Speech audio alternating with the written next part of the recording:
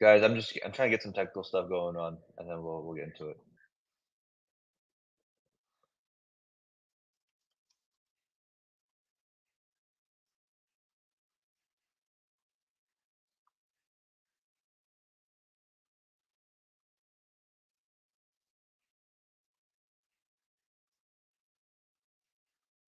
Okay, perfect. Okay, I think now we're Gucci. Okay, let's see what people have to say. Let's go read some comments. Yeah, Krishna is more chill than Jesus. I appreciate that, but Jesus is chill too. Don't get it wrong. Don't get twisted. Jesus is a pretty chill guy. Um,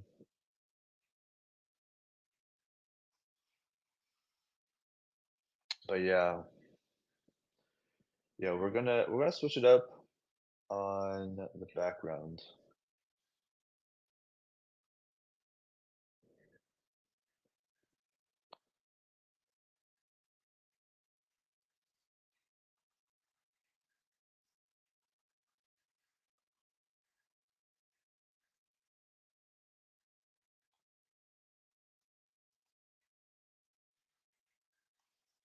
Guys, tap tap tap. You gotta get this. Let's get the lab going.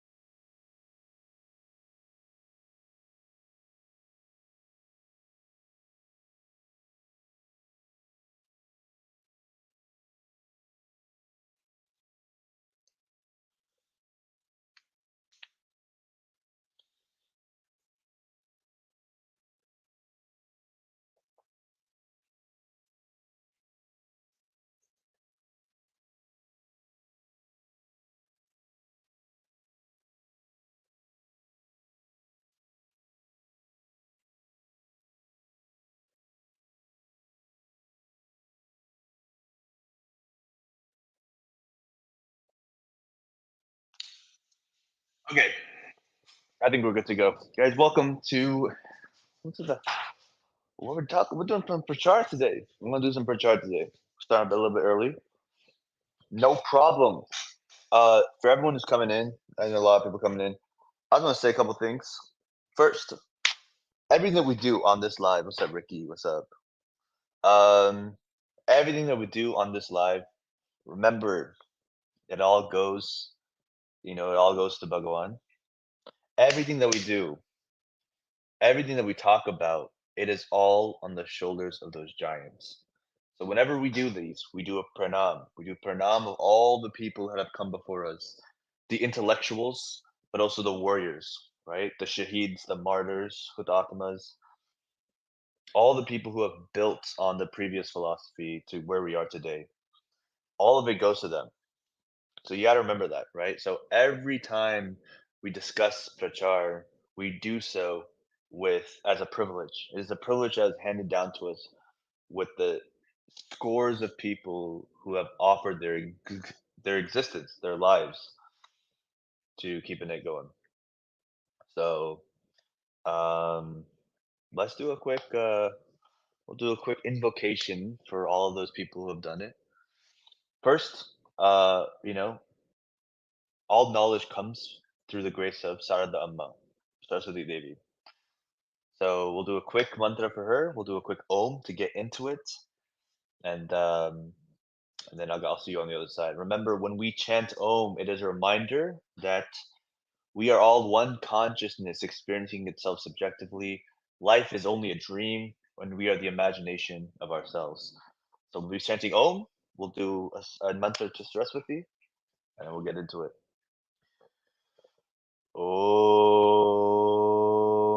Saraswati Namastubhyam Varade Kamarupini Vidyarambam Karishyami Siddhir Bhavatu Me Sada Sadashivasamarambam Shankaracharya Madhyamam Asmadacharya Paryantam Vande Guru Paramparam Om Shanti Shanti Shanti Harihi Om. All right, guys. Now we're gonna get into it. Yeah. So now today we got two different topics we want to talk about. First is, what does monotheism mean? I think monotheism means different things to different people. In Christianity, right, in one God, they have a trinity, a triune, Son, Father, Holy Spirit. In Islam, they believe in this idea of Tawheed, which is the oneness of God in the way they understand it. And for us, we understand oneness, ekam sat vipra bahudavdanti, right? One truth, one existence, but it is one God that expresses itself as a multiplicity, because reality is nothing but a multiplicity. To deny the multiplicity is to deny your own sense organs themselves. So this is a question I want to ask people. What do you think monotheism? What does monotheism mean to you? Second thing we're going to talk about is, why are people dogmatic with religion? Why do people hold axiomatic claims on faith? On, well, this is what my book says. Why can't we question it? So these are these are questions that we got to talk about, right? If there's anything I want y'all to take away from this live is, let's re-examine your ideas on monotheism if you have preconceived notions, and let's challenge your preconceived notions in general. I think, in particular monotheism, but in general, why do you hold the notions that you do? Have you gone through a critical process of evaluating why you believe for your first principles? So those are the things we're going to talk about. Justice for Baba Kohli. Yo, Baba Junzo. Shout out to Baba Junzo. Appreciate that one. For sure. Absolutely. Baba Junes. Baba Juno. Appreciate it. Mm, mm, mm, mm, mm, mm, mm, mm, mm.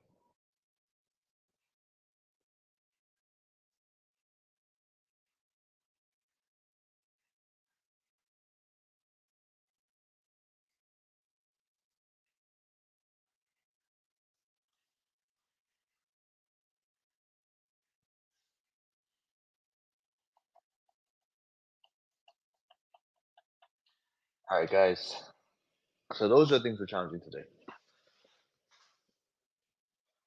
One thing, what we understood, and honestly, we'll talk about this right now, is in the Sanatan tradition, we understand God, the source, the pranava of Om, to be one. And that oneness, while expressed as a multiplicity, we understand that its true essence is Nirangun Nirankar. This is one being of formless awareness, shapeless, colorless, markless, flawless awareness. And so, going through our scripture, I'm gonna, we understand it is that without any flaw. It is the knower, the being unchanged or constant in the phases of time. It is one without a second, right? By itself, no partners. It is omnipresent. It is one that pervades all of the universe, that is infinite in nature, indivisible, invisible, incomprehensible, one that cannot be grasped by external senses, you know, one that has no form, none that has any likeness, eternal and immortal. So these are what we want to get into. So understand that. So if you're coming up here and you're like, well, why is God this? Understand what God is in its fundamental essence. Once you understand God from its fundamental essence, then we can start articulating what we're seeing. So these are two things, right? We go through what our senses are and what we ought to think God to be. So that's the way I see it. What's up, JJ?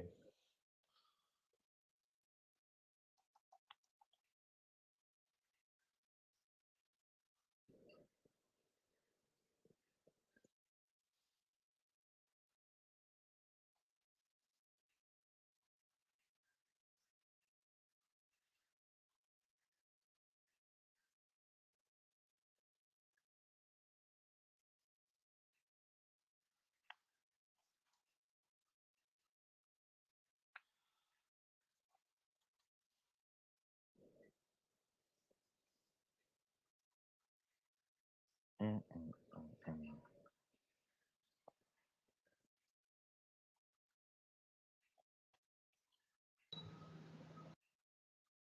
Brother. Salam alaikum, Sammy. How are you? Walaikum salam. Okay, bro.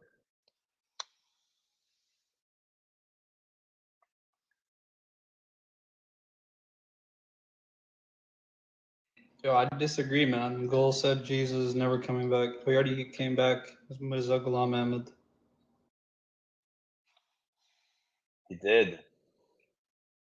He did. It's so funny. Look at that. We got the YouTube stream going. Yeah, I could probably increase that Canva photo, to be honest. Nobody's watching your YouTube, dog. Pack it up. Pack it up. Pack it up, bro.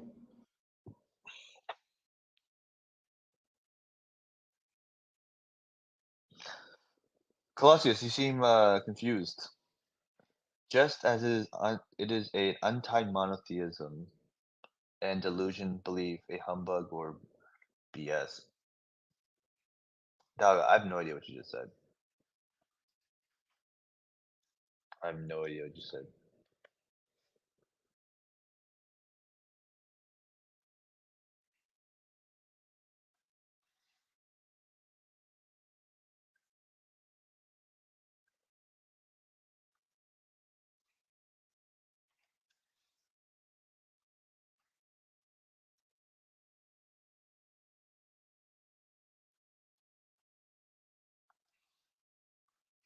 Dog, what do you mean by that?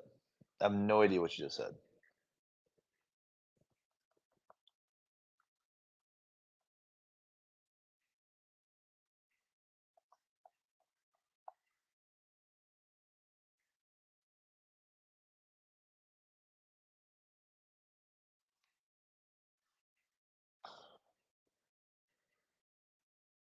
Ricky's right. It's actually really hard to read the comments. You should honestly, bro, you guys should do just like a black background. Well, it's not the background. The background's dark in general. That's fine. It's because I have text. It's because you have text. Yeah. You should move the text maybe up on the screen or something, past the little bottom left square. Here, I think I'll do this. Something like this.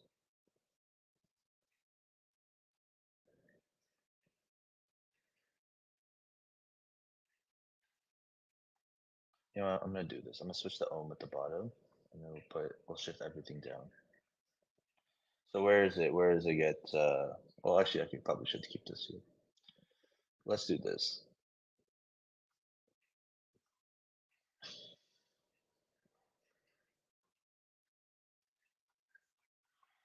All right, I got something better for you guys.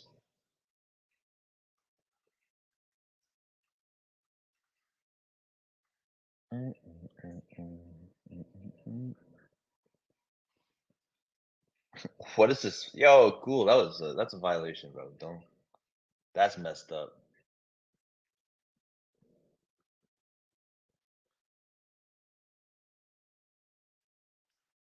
Okay, I'll switch it up.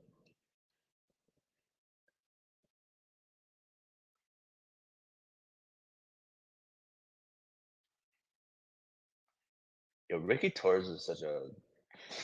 I don't know why. My name's so funny.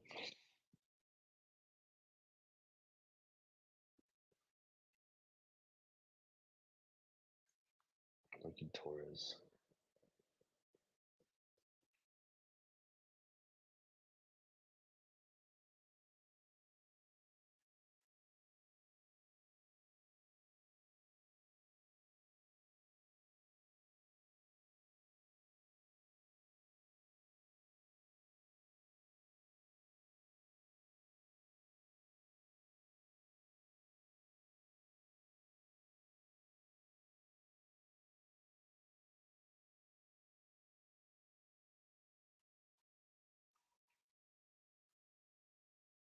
Is it better? I think it's better. Yeah, that's much better. All right, all right.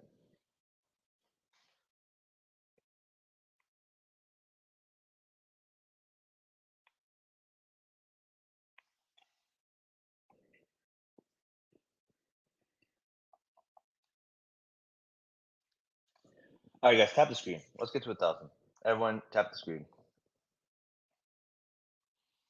Tap, tap, tap. Share the live. Follow the live. Share the live. Let's get some people in. Let's get some conversations going. Appreciate it.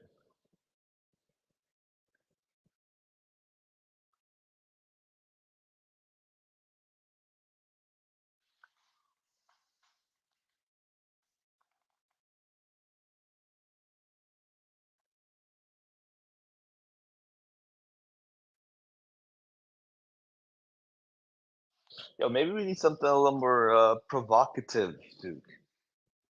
Maybe we should make an assertion. You can do whatever. Just starting. I think we gotta do an assertion. Maybe that's what it is. Maybe we gotta assert something.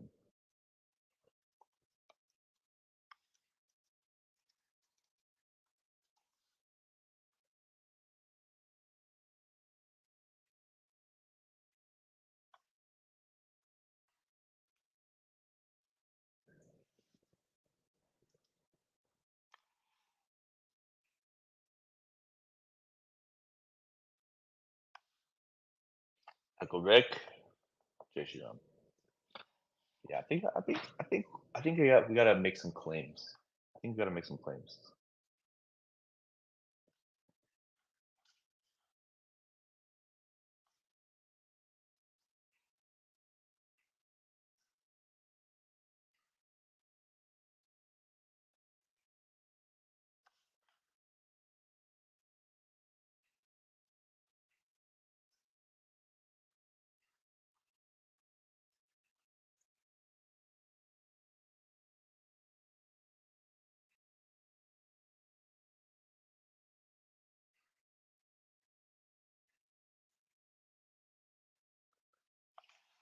Maybe I gotta start with this. Maybe a claim like this is what's necessary and also true at the same time.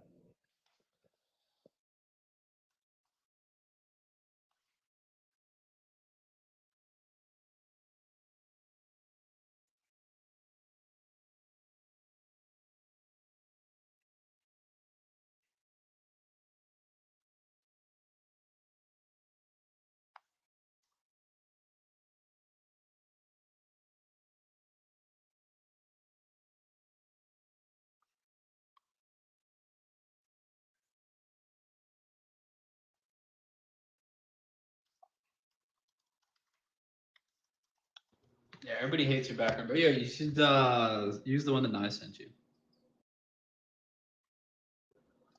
The nebula one.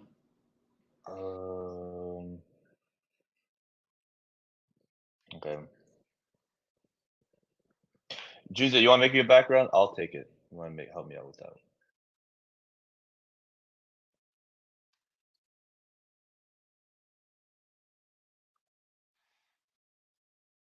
But you can't put text like over this. Hold on, I have to make a black bar because it's too many colors. Hold on, I have to create a black background. Hold on, like this. What's up, good fella? Here.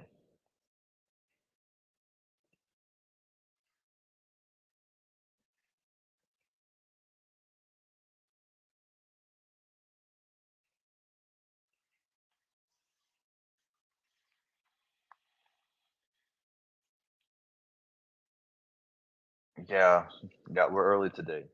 We're early today. Oh, we're doing it up.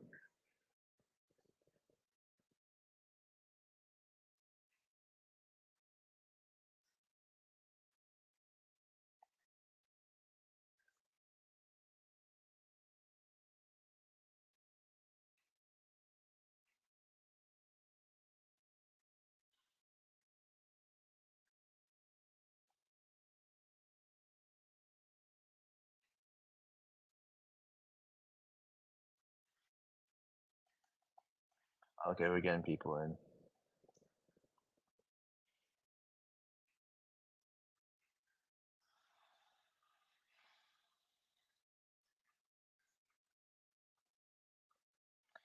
Yo, this is so No, so that's a common misconception, right? I mean, there's obviously a lot of different discussions on if Maya is real. Me and Autumn coach had a whole discussion on this, after which I sent him some Shankaracharya works.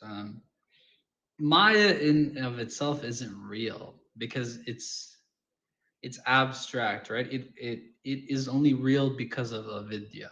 Avidya causes the Maya to be real. It doesn't make Maya itself real. It's the lack of knowledge of the true reality that causes Maya through the to the person or to the observer. So Maya, in a sense, is not real. So in non-dualism, says Maya is real. No, that's what I'm saying. Maya is real to the extent that avidya exists within the person. Once the avidya becomes vidya, then the Maya ceases to exist. So then, therefore, you can think of it as Maya not truly existing in a sense at all.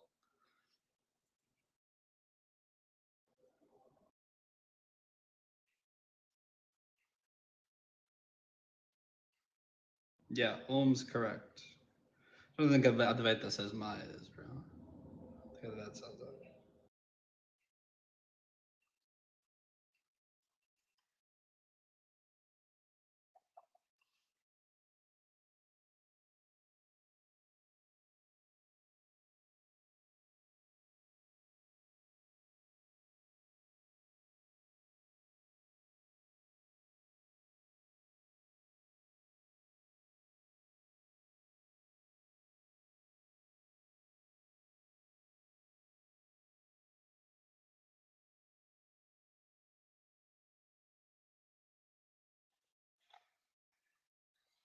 all right. So he's asking, is non-dualism in non-dualism? It says Maya is real. It does definitely doesn't say that.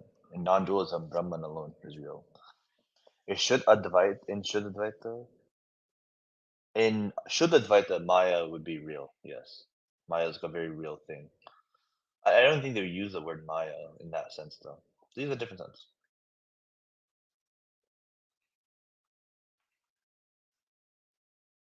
But yo, don't worry about the yo. More than anything, yo, don't get caught up in this intellectual exercise. It's like it's fruitless. It is fruitless. Yeah, I mean it's an ultimate question, right? About the reality of Maya. Like Yeah. we want to talk about Maya in the context of like, Maya Lakshmi or something. Then we can that's a separate sort of discussion on Maya and whether that's real or whatever. But like just the ultimate pure non-dual question of whether Maya is real is it's like every darshan is going to be slightly different on that. Yeah. No, Dylan, come up. So then, isn't Maya real in the context of the physical world, but isn't the reality in spiritual? But then you're using real differently. So real is in our experience can be, we can understand it to be real. So Dylan. Hi. Right. So basically, when you're asking about if it's real, I mean, this you're asking like a very existential question, right? You can say that Maya is like it's a genuine, it's a genuine, but real, right? We when we talk about what is real, we're using it very specifically. What we're saying is it is a result of us being ignorant of what the fundamental reality is, and that is Brahman. Brahman alone remains, right? Purna, what is it? Purnasya Purnamadhaya Purnamevavashishyate. So at the end of the day, all we have is Brahman. And I understand that all of us experience Maya. We experience a reality that is pluralistic, or that is in plurality, that is in motion. And we can say that that experience is genuine, and we can take sincerity in that, but recognize that it's not real. So I think that's what you mean by it. Yeah. And then, like, bouncing off of that idea, sometimes I think it's really hard to, like, have these discussions without identifying with the physical things. I don't know if that makes sense, but we always say I, me, my, we, and us, and, like Sure. words like that. But when you're trying to have these discussions, it's hard to have that conversation without identifying with, something physical or material. Um, yeah, perhaps, yeah, for sure. It well, then this is where they do say this, right? It's these questions arise in like in our speech.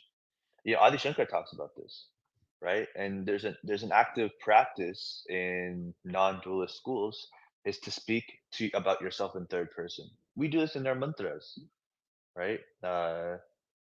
What is it? Tad mam avatu, tad vaktaram avatu, avatu mam, avatu vaktaram, om shanti shanti shanti. We say, we don't say, yeah, protect mom, protect me, avatu mom, me in first person, avatu vaktaram, the one who is reciting. Why do we do that? Protect me, but protect the one who is reciting this. We are referring to ourselves in the third person in that mantra because we're doing that to create a degree of separation between what we understand to be the supreme self and that which is the body in which the supreme self is residing in. So you're right. The way we talk about these things, what we identify in our language plays a role into it. And sometimes training yourself or exercising the mind to recognize the self in a different way can be how we lend itself to, weathering away that avidya, that ignorance. So yeah, for sure.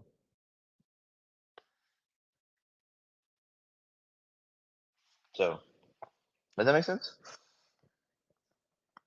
Yeah, that makes sense. I didn't know that, there were mantras that referred to us in the third person Yeah, that kind of covers that type of language when dealing with, you know, this type of stuff. yeah, absolutely, absolutely. Yeah. So that's how it. You have was that your main question? Was about Maya and stuff? Well, I was just bouncing off this whole idea because I never heard about Shuddha Advaita before. Yeah, yeah. Shuddha Advaita. Yeah. So that looks at the physical world, and that Brahman is that. Brahman is that physical reality itself. And that's Vallabhacharya school. To me, look, that's a school of thought. But at the end of the day, like this is you have to make those.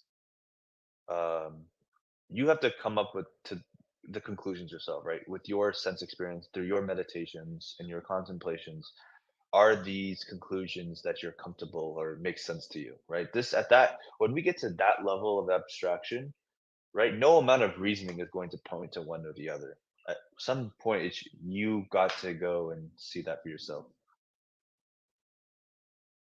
You know? It's like you have to take that leap of faith and try to figure it out on your own. Yeah. Because And it's not even a leap of faith. It's a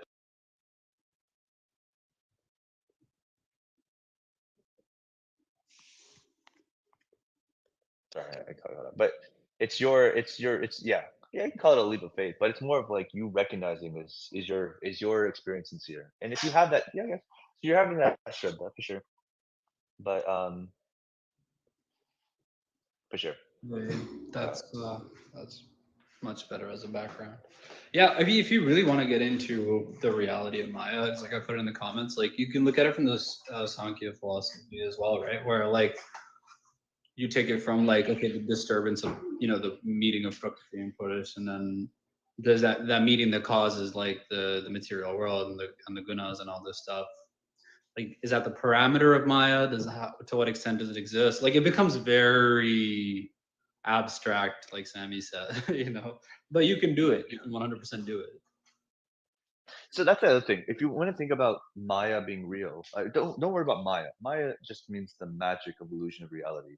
But think about Prakriti, like this Duke said, right? Is Prakriti real? And in Shankya philosophy, we understand the forces of nature and the material reality the energetic force behind it is real, but what you're seeing on your day-to-day life, that is unreal. And the reason why we say it's unreal, Dylan, is because it's all temporary. It's all nitya, anitya. Sorry, yeah, it's impermanent. Yeah, it's anitya. So if you could recognize that, then yeah, okay, then you understand your reality. That the energy, right? All matter is energy. So if you can recognize that the only thing consistent about the things you observe in your day-to-day life is the energy behind all matter, and that being uniform and consistent, then okay. But the form in which that energy takes is always coming and going. Things fall into form, things fall out of form. This is why we have a Trimurti, to recognize that. So I think that's my take on it.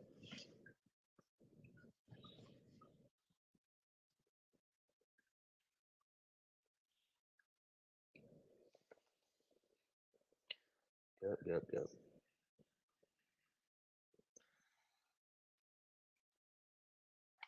Butternut is the energy of the water, but water itself changes from time to time. Sure, absolutely. Absolutely. This is all of the deities. They represent the energy or the essence behind the form itself, but not the way in which that form. That's temporary. It's all given. But there's an energetic understanding behind it. That's a Devi Devta personified. Absolutely.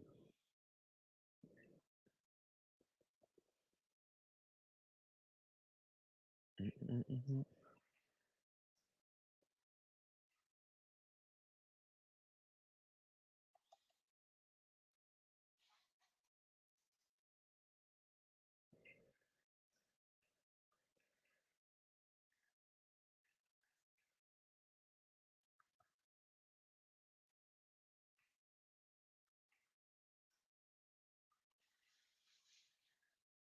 So Dylan, do you know do you have a Vedantic school that you're interested at the moment? I think I like Advaita Mm. or the other one, Vishush, the one that's Vishishtadvaita. included. Yeah, that's the one. Is that still not qualified? That's Ramanujanacarya. That one, right? Yeah. Yeah, for sure. Yeah, that looks good. Very Vaishnav, right? That Vishnu is the supreme reality.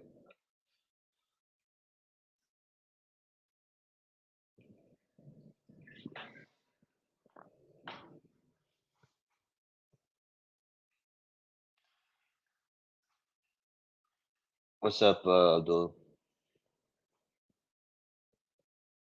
I have some questions. I don't know if you can come up.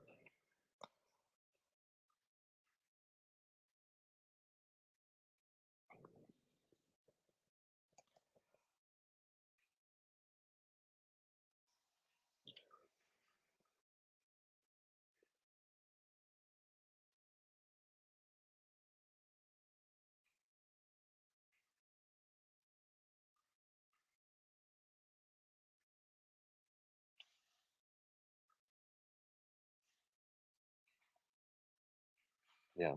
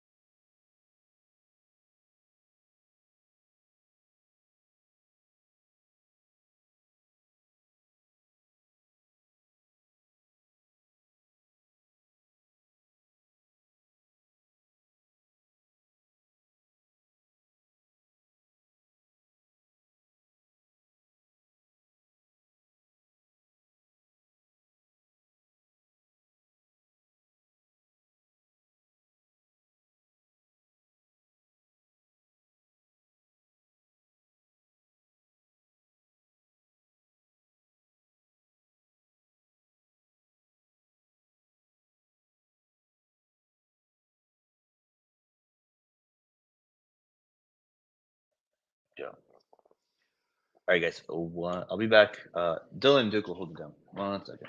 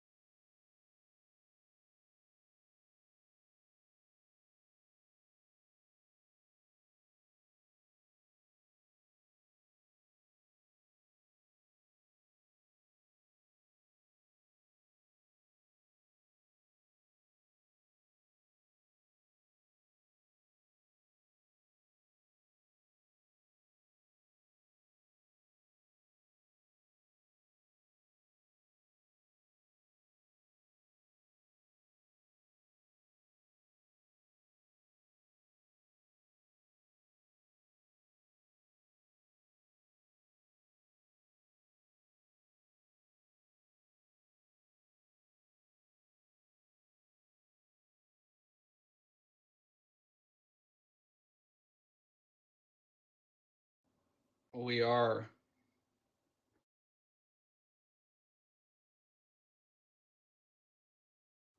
I'd say Ibrahim was really, really dumb if that was his level of understanding of the religions around him. ID.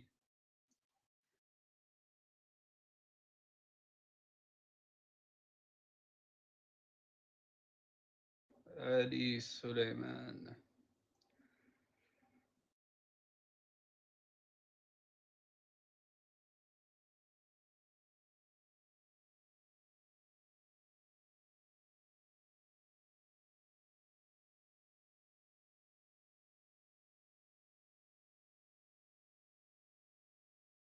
Um, we're about to do Om meditation.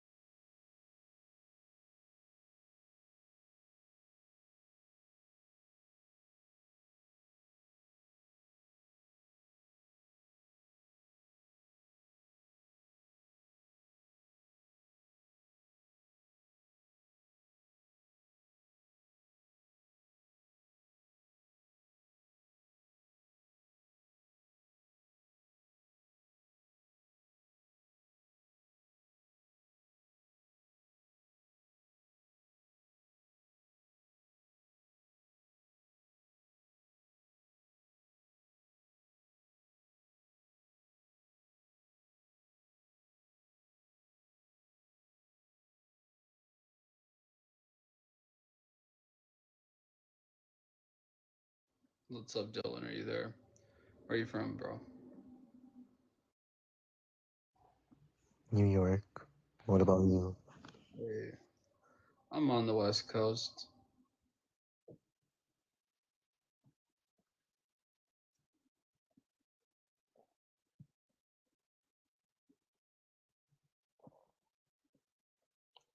So, what school of thought do you belong to?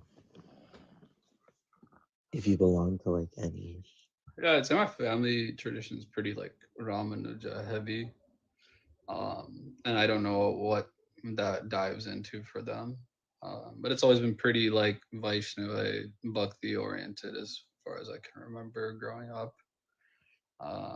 When I got into it, I definitely started off more with very advanced texts that kind of spoke to me more. So I think for philosophy, I like Shankaracharyaji's works, and then the kind of practice, I'm cool with sticking to more of the bhakti stuff. How about you? Well, we don't really have like any specific, philosophy or sect because like the last people from my family who were from India were 3 or 4 generations ago. So the way that they practice Hinduism in the Caribbean is a bit more bhakti oriented. Okay, cool. You're Caribbean. I didn't know that. That's what's up. That's what's up. Isn't there like a lot of like Shakti stuff in the Caribbean? Well, like a good set of people came from um south of India, like Tamil Nadu. Yeah, yeah. So they do their prayers and everything in Tamil. Okay, that's what's up. They kept the language alive out there. And then the rest of people came from Uttar Pradesh and Bihar, but they don't really use the language to like communicate. But there's like some phrases that, we still use kind of like, in regular conversation, but not really like a full blown out conversation.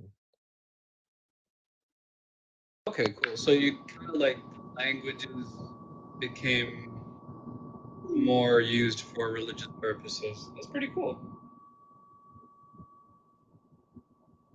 But In did other are words, you on a plane?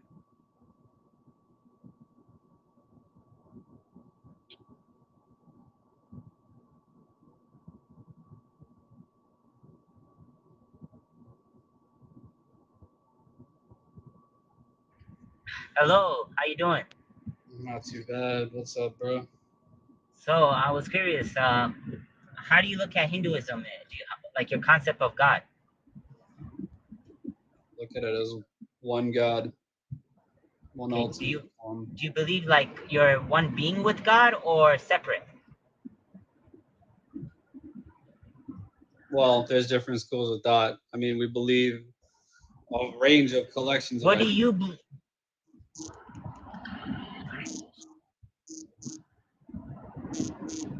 oh, sorry, my phone. Why is it vibrating? Uh, what do you believe, brother? Well, we believe as you're here right now, you're in this world, you perceive this world, you are distinct. Your jiva, which is more your life form, your life force rather. It's distinct from God. But we have within Hinduism philosophy and practices that allow you to release yourself from this illusory nature of being stuck in this world, and then you can obtain. Being one with God is a very abstract thing. People like saying that it's not essentially being one with God, but it's that you release yourself from the illusory kind of cycle and nature of this material world.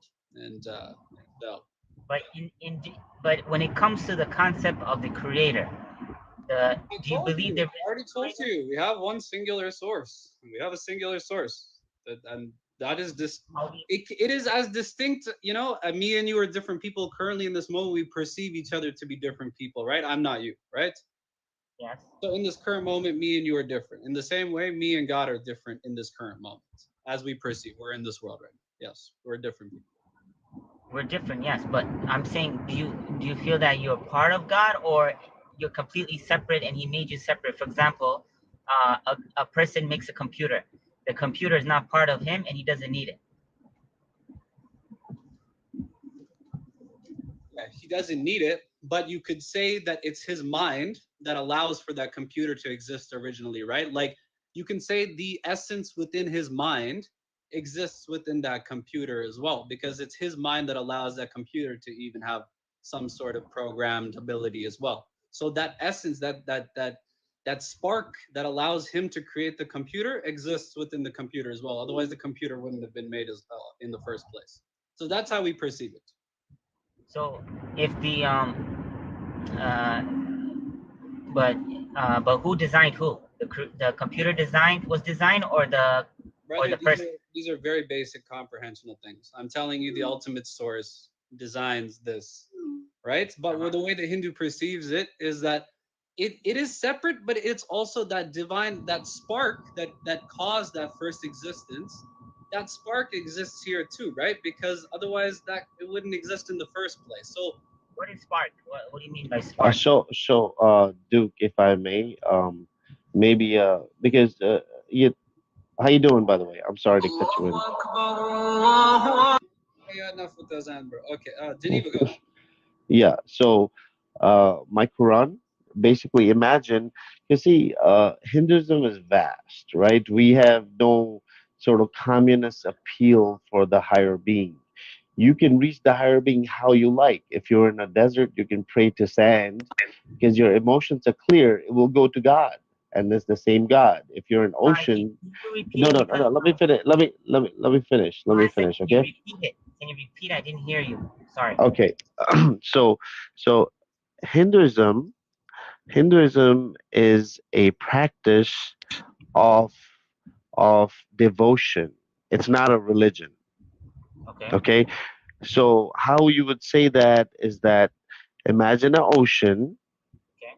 and there's a huge ocean, there's many oceans, and altogether that's a body of water. And I am not the body of water, but I am a drop of that body of water. Now, the body of water is the creator, it's the ultimate being, probably the same for you and me both. Uh, when you get up the grade levels, right? And and a drop of that water is you or me, but we're not the ocean. Right. You Right. see? You see what I mean? You're saying that, like, for example, me, you, everybody, the plants, the trees could be one being. No. No. What does No, that no. mean? Now, No, hold on. No, yeah, I got this. He's okay. being obtuse on purpose. It's all good. Yeah. I'm doing it by purpose.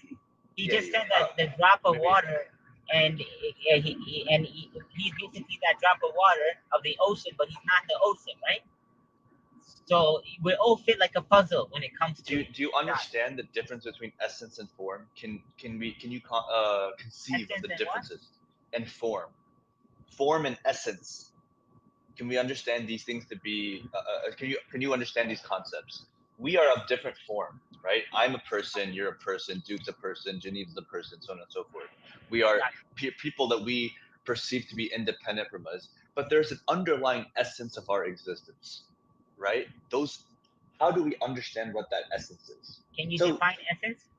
Yeah. So what is the idea or the underlying engine of that form? The underlying engine, like, right? We move, we think, we hear, right? What is the cause of all those senses? There's something there that causes one to have senses to experience, right? Like So there's. So we can talk about soul for sure, absolutely. But we don't like the word. We don't have the word soul. Soul is a reductive concept. Is soul is low brow understanding of this. Let's use a different word, right? And so on the individual, we have this idea called atma. And so here's my question to you: if reality is created by the source, right, by the supreme one being, we can then say that us, you and I, are an expression of it. Are we an expression of the one being who designed and created us? expression. When you create art, that's an expression of you. Whenever you build and create stuff, that's an expression of you. If God is one who designs and creates not only us, but the universe that we reside in, this is an expression of the one formless, timeless being. Does that make sense? Can we agree to that? When we create, When you it's use an the word, expression. can you define expression? So Yeah. Well, what do you think expression means? Expression is anything that is outward presentation of yourself. When God creates, it's an expression that God creates. If you were to create art, it is an art form. It's an expression of your mind, right? If we say God is a mind, we don't like to use that word, but God is incomprehensible to us. Incomprehensible. This is what our scripture says. God is incomprehensible to us. So how do we understand it? We only understand God through what it expresses. And if God is our creator, then the creation itself is its expression. Yes or no? Or if you don't agree, then you don't know what you're worshiping. If you believe in a God, you have no idea. You have to understand it through something tangible. And our tangibility is what we perceive, because that's the only thing that's logical and scientific. So we have that expression. So you do believe in a creator, right? But Obviously. so, but let me ask you, before his creation was made, do you believe it was just a creator? How do you know that there was a creation that was there before? Okay. Now may I? you're asking. No. Geneva, I got this, bro. It's all good. Okay. You Why get what did I'm saying? you jumped into a conclusion just now? You jumped into an assumption, and this is the point of my life. I said, why do people hold dogmatic claims? You hold a dogmatic claim just now. You said before there was creation. Right. Okay, prove that to me. So now we're going to a scientific argument. You don't know whether there was ever a time before creation. You don't know that, but you So made the assumption. Not you and I. I was born out of my parents. I don't know about you. I came out of my parents. No, our essence. But our essence. Our essence always existed, you're saying? Perhaps, yeah. But not in our essence. I'm not even getting into our essence. I'm talking about reality. Reality has always existed. Our reality always existed. But the way it comes about is an expression, right? So my question is, if you can understand, if God is one, invisible, formless, timeless, incomprehensible to the human senses, how do you understand? How can you possibly come to understand that God? Well, the Hindu thought says we understand that God through its expression, which is you and I and the universe that it created, because that's the way that it expresses itself, is the current reality we reside in. And honestly, that should be true for your religion too. Yeah, like God created, designed my eyes or my. I wouldn't sell them for So the $1 billion. design of your eyes is an expression of God. The way your eyes are, right? It comes out of the mind of God. Okay, I agree with that. There you go. But what I was asking you, do you believe that do you believe it's possible that before we were created, our essence or our expression, it was just the Creator Himself, and possibly created us? Let me entertain. I don't know that. But let's use that. Let's use that for example. Let's entertain that. Maybe there was a time before we were created, and then there was only God before that. Okay. So what was your question? Because if you do say that that we did exist the whole time, right? Let's say, with my logic, if that means that my essence is eternal, just like God, right? And then you have, then you would say, okay, but which one is the creator? Did we create anything, or is He the only one who creates? Are we the one who can, like, how are we different then? Is He almost equal to us? Is He much greater than us, or is He lower than us? Well, we're on Earth, and God's in big gods. You know what I mean? Well, God's outside of reality, and we're in reality. So I don't think it's a hard analysis to say that God is bigger than us. For essence, I'm talking about the essence, not the form. Like me, you, and you say sure. Well, in essence, yeah, maybe in essence, maybe in essence we can hold the essence, but that essence is distinct from what our form, which is what we experience. So yeah, in essence, sure. So it's possible that in essence, we are all one being, probably. Perhaps in essence. In essence, okay. Yeah. Yes.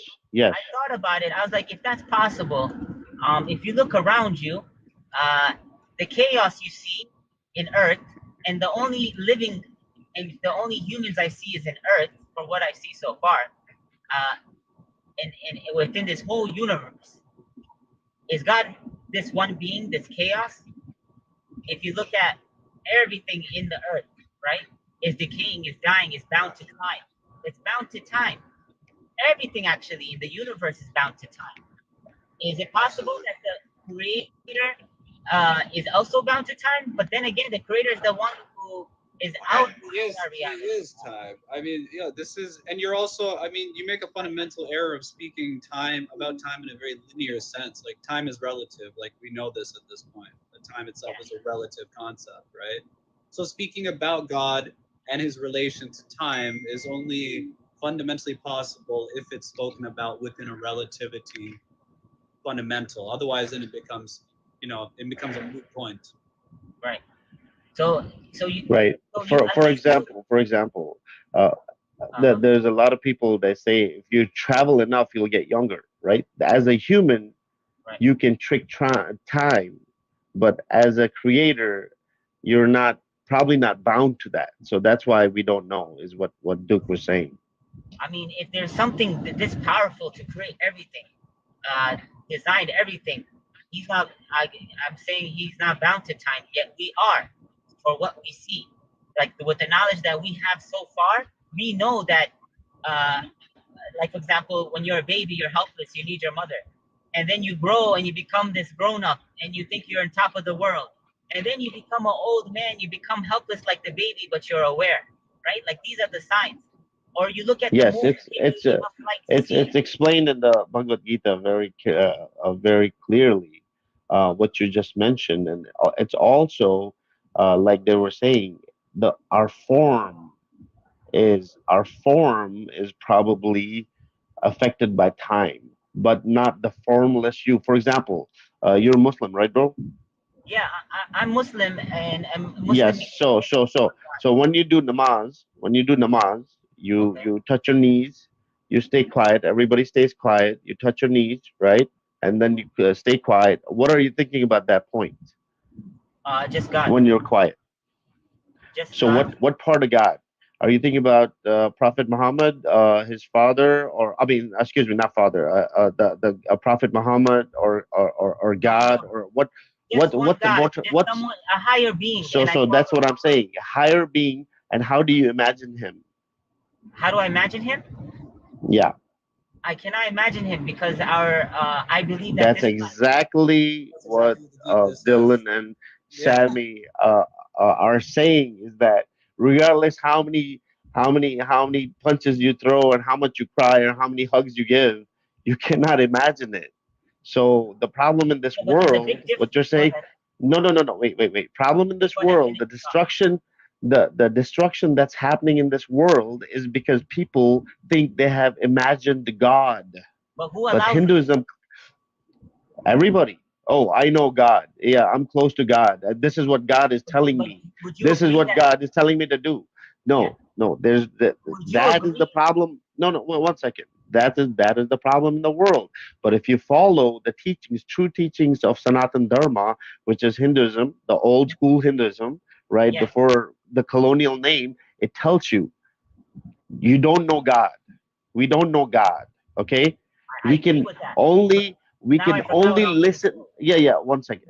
We can only, and correct me, Sammy, if I'm wrong, but we can only imagine through his expression what's going on, and that's where the expression comes in. That's why it's so important, right? Okay. So when you're Now, doing namaz and everybody's doing namaz around you and you're quiet, every single person is thinking of Allah would a different would way, you right? agree that the higher being, the one who created you, the one who created your obstacle, the one who knows what's before and after, would you agree that he allows it and he sees it and he knows what happens before and after?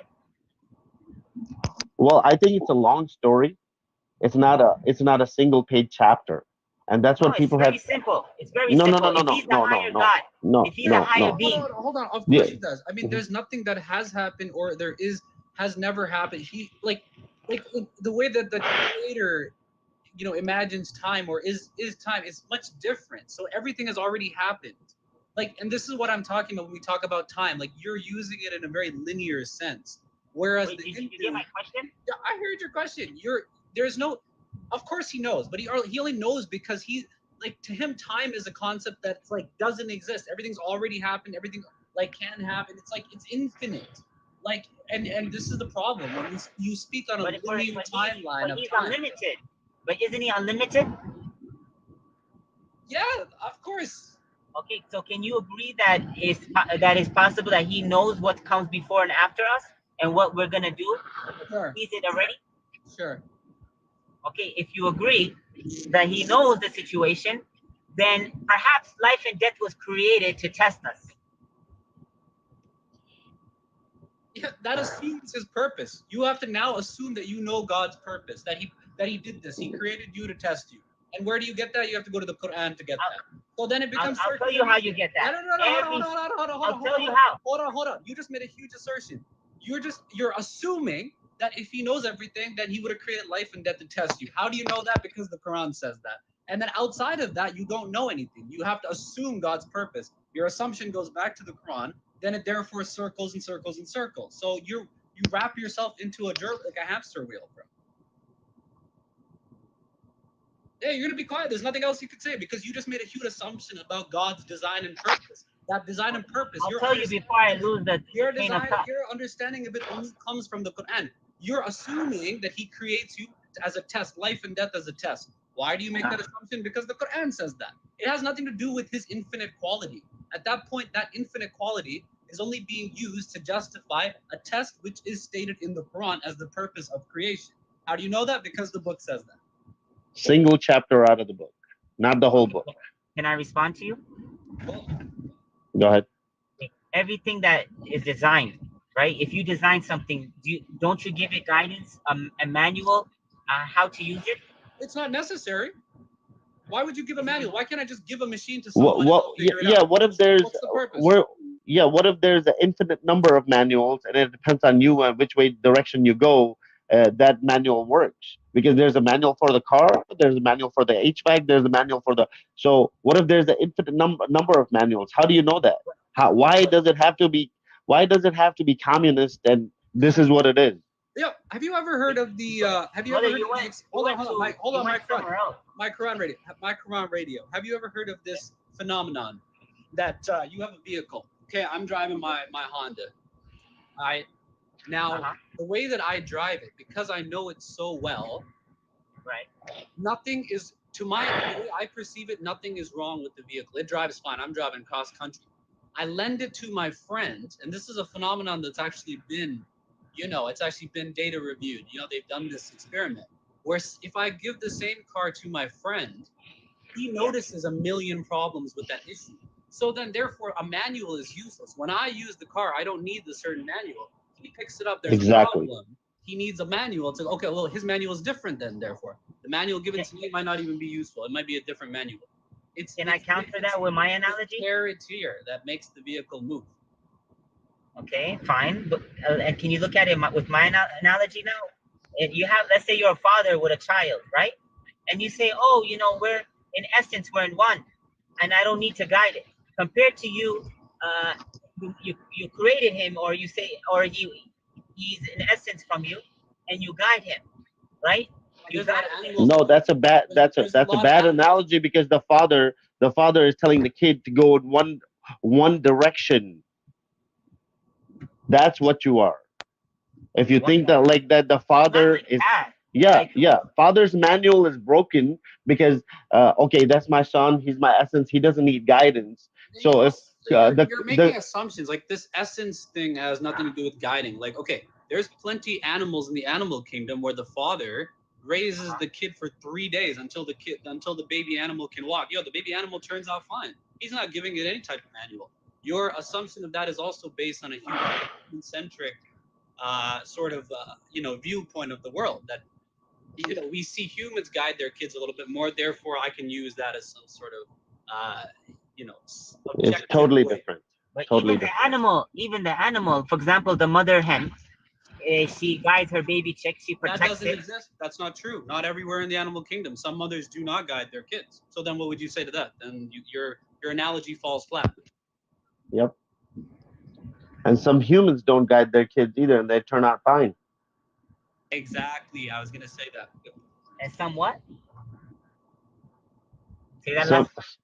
some humans don't guide their kids, and they turn out excellent. And they turn out excellent, but someone else Yep. guides them. Yeah. So there's more than one book, right? There's the Quran, there's the Gita, there's everything. But the whole What I'm point saying, is but someone no, no, guides. no, no, no, no, no. Guiding is different. Guiding is different, brother. What I'm trying to tell you, and what we're trying to tell you is keep your mind open, because you don't have the answers. Look for the answers. Search within. When you touch your knees to go do your the prayer, just look within. Hinduism is a practice of looking within. A lot of the answers are within. You don't have to have a Maulavi guide. You say, hey, you should do this. You can get guidance, right? You can get guidance, but when the guidance turns one directional or limited, that's it. You lost God. When you say look within, are you talking about finding the answers within the knowledge Yes. that you don't have? You have a lot of knowledge within. Okay. What I'm telling you, throughout the society, first your parents will guide you, then your school will guide you, then your society will guide you. Everybody will guide you. But at the end of the day, you have to take that information and you have to ask what is right, what is wrong, right? And then you have to look at the literature That's and not make your fair. own, huh? That's not fair, because if you take it from someone else, what if they are rightly guided? What if they look to the Creator? I mean, Then it worked for you. Then that was your yeah, manual all yeah, wrong. But if yeah. you find it from another manual, what's the point? You talked about caring for your kid. What's the point of caring for your kid? Is that ultimately he has a good life, right? Or he finds. You made a good point earlier. You said that I look into the Quran, and the reason why I do look in the Quran is because the same way Jesus performed miracles, These I are all believe that the assumptions. I don't have to believe that Jesus performed miracles. So then, therefore, what can I get out of that book that would help me?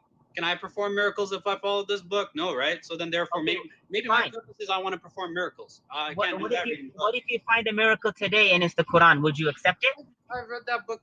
I rinsed it, dog. I'm good. I've read it. I've read enough of Judeo-Christian stories retold. It's not an entertaining book, bro. Oh, seriously? You read the whole Quran? Brother, you have, and peace be upon him, but you have one enlightened human being. We have 3,000. 3,000 what? Enlightened human beings. Enlightened human beings? Yes. So What? Prophet Muhammad Mhm. was an enlightened human being. Yes. Right. He was an Okay. enlightened human being. Right. We have 3,000 throughout the history. 3,000, 10,000. So, but we don't limit ourselves to one single human being that was enlightened. Okay. That's the difference. What if those were messengers? Huh? What if they were messengers? Just I like mean, whatever, Abraham. whatever, whatever you Okay, call it. Geneva, hold on. Yeah. What if I'm Hold saying? on. No, I mean, I don't want to get you guys emotional. I'm just sharing my idea because I'm. It's fine. I It's agree, man. fine. It's a different side of the page. Are you guys Sikh or Hinduism? Hindus? No, we're Hindu. Sikh Okay. Yeah. philosophy. Okay. Fairly Sikh close. philosophy? No, we're Hindu. We're Hindu, but Sikh philosophy is We're Hindu.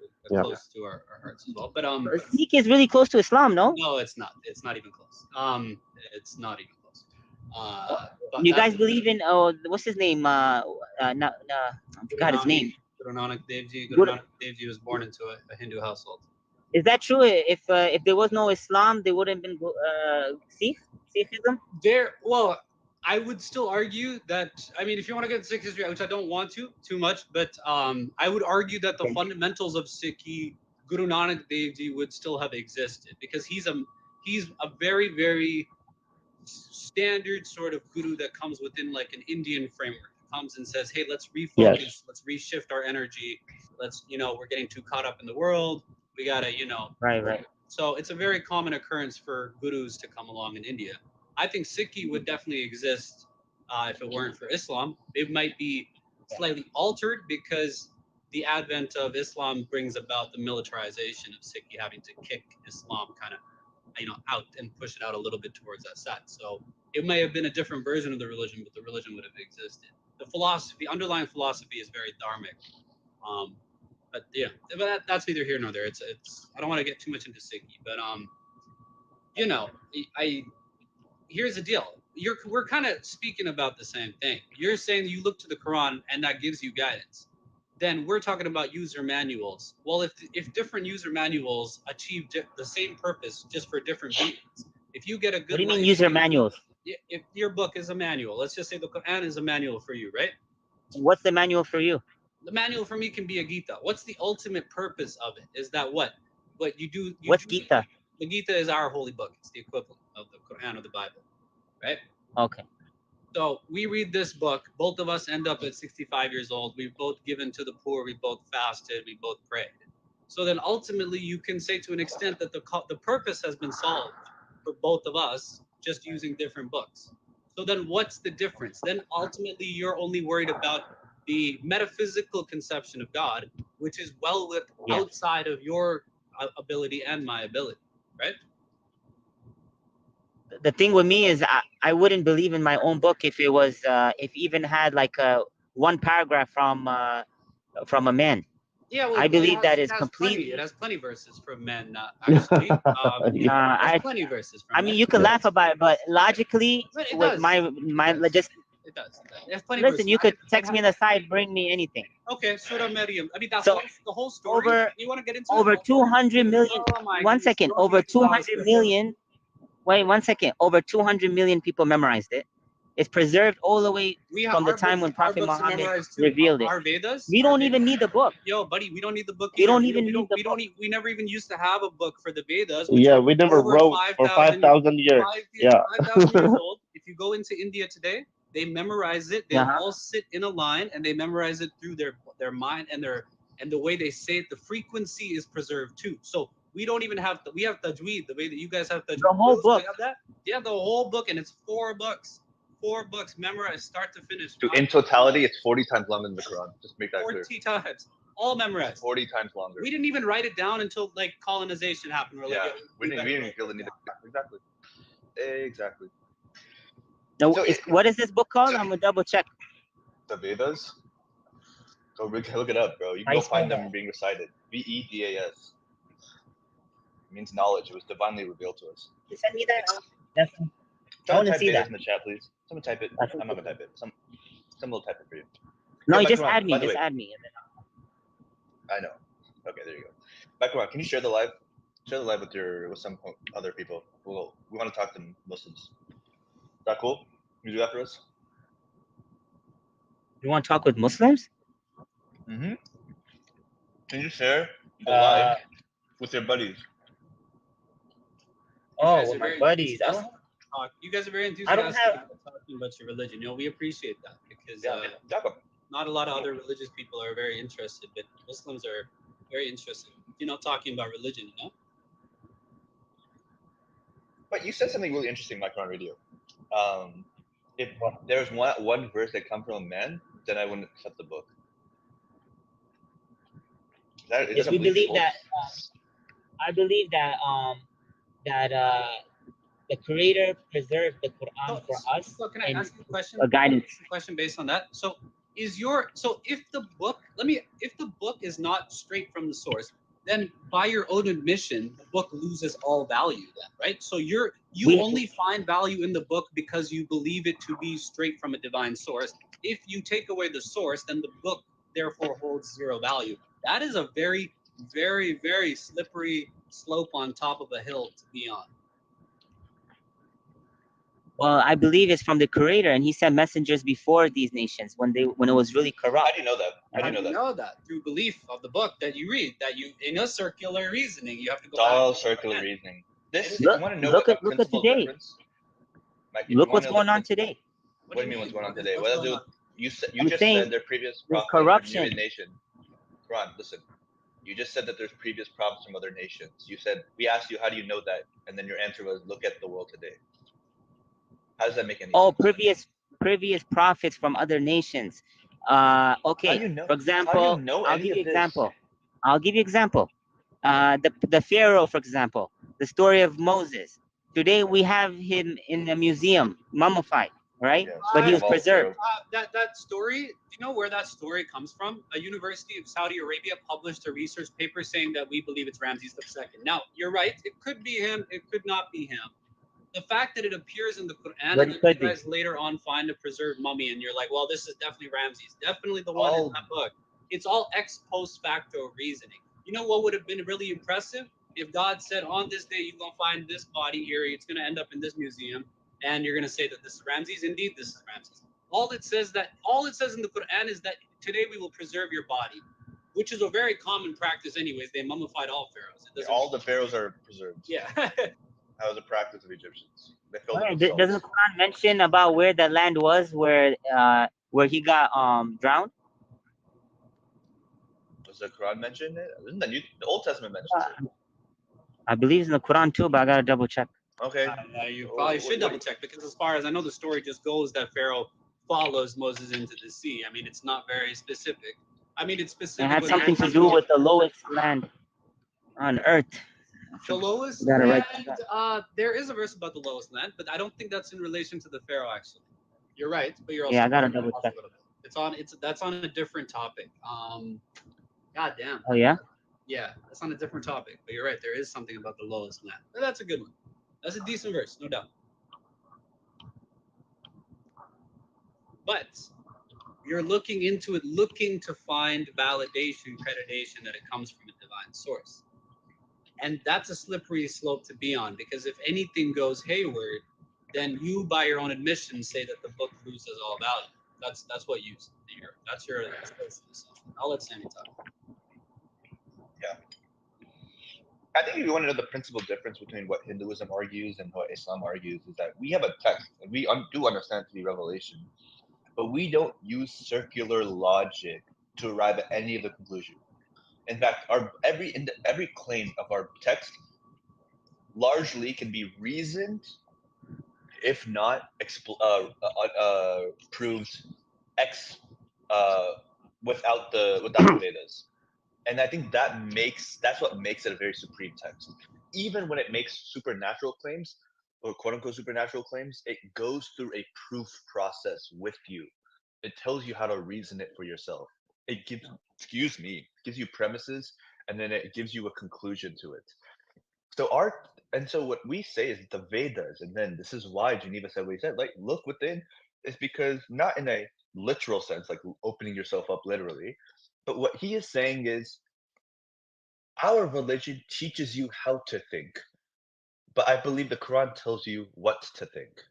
And I think that is a principled difference, and that produces one produces a religion of followers, of dogmatic followers, and the other produces a religion of intellectuals who are seeking and of philosophers.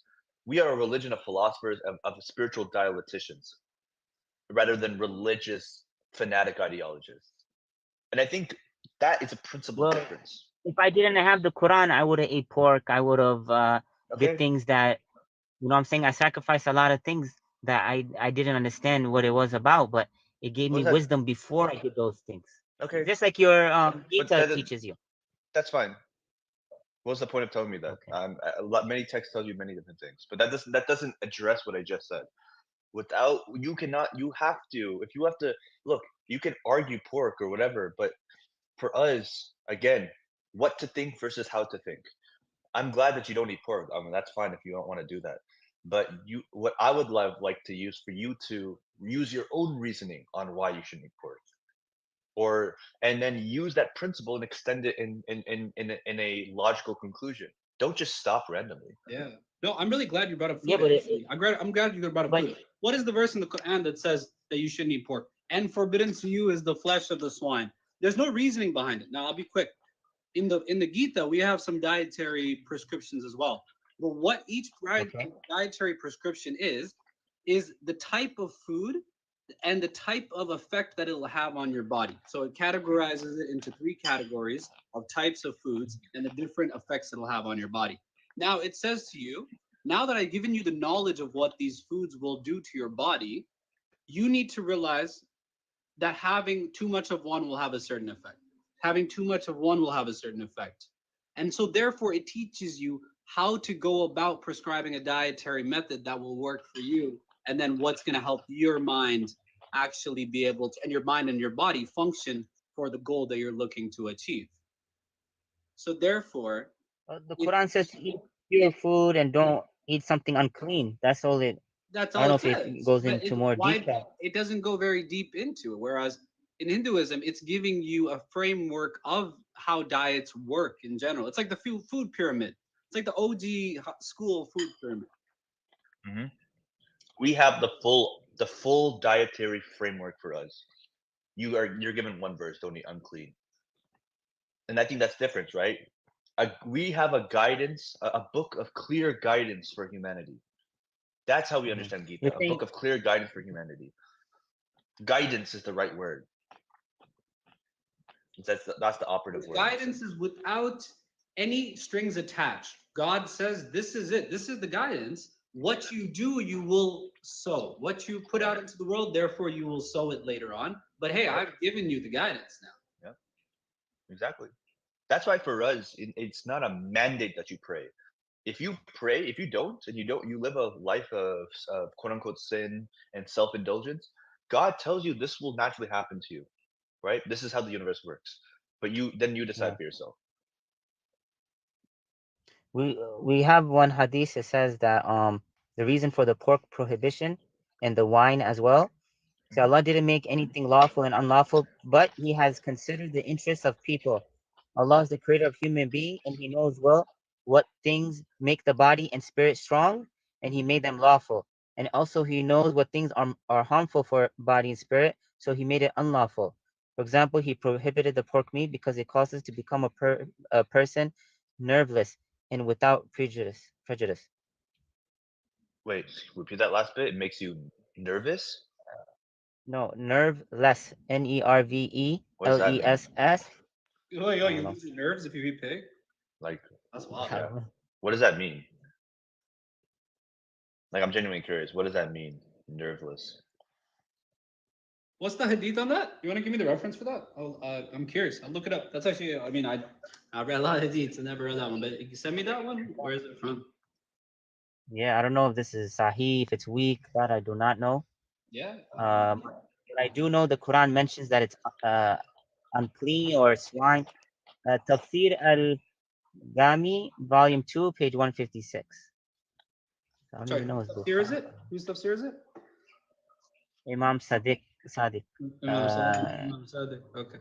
Tafsir al Sadiq. Okay. I'll take a look at it. And another one says that He's a one thing Shia Muslim. called oh, Shia. Oh, Yes. yeah, Imam Hadith. Sadiq is a tafsir of a Shia. That's why I mean, I like, yo, I don't Who's remember Imam that. Sadiq? I forgot who Imam Sadiq. See, I don't know Imam that Sadiq much is a about. Shia Muslim scholar jurist. He's a 60th man of the 12 in the You're okay though. Yeah. I'm not. This ain't no like. This isn't even a judgmental conversation on dietary things. I actually don't eat. And me and Sammy had this conversation. I actually don't eat a lot of pork. Very rare. Very rare. Then it's just like I Do don't you really eat like meat? the taste. So I mean, I'll eat it once in a while. But yeah, I do eat meat. Hindus eat meat. But I don't. Hindus eat meat? I Oh thought yeah. they don't eat meat. No.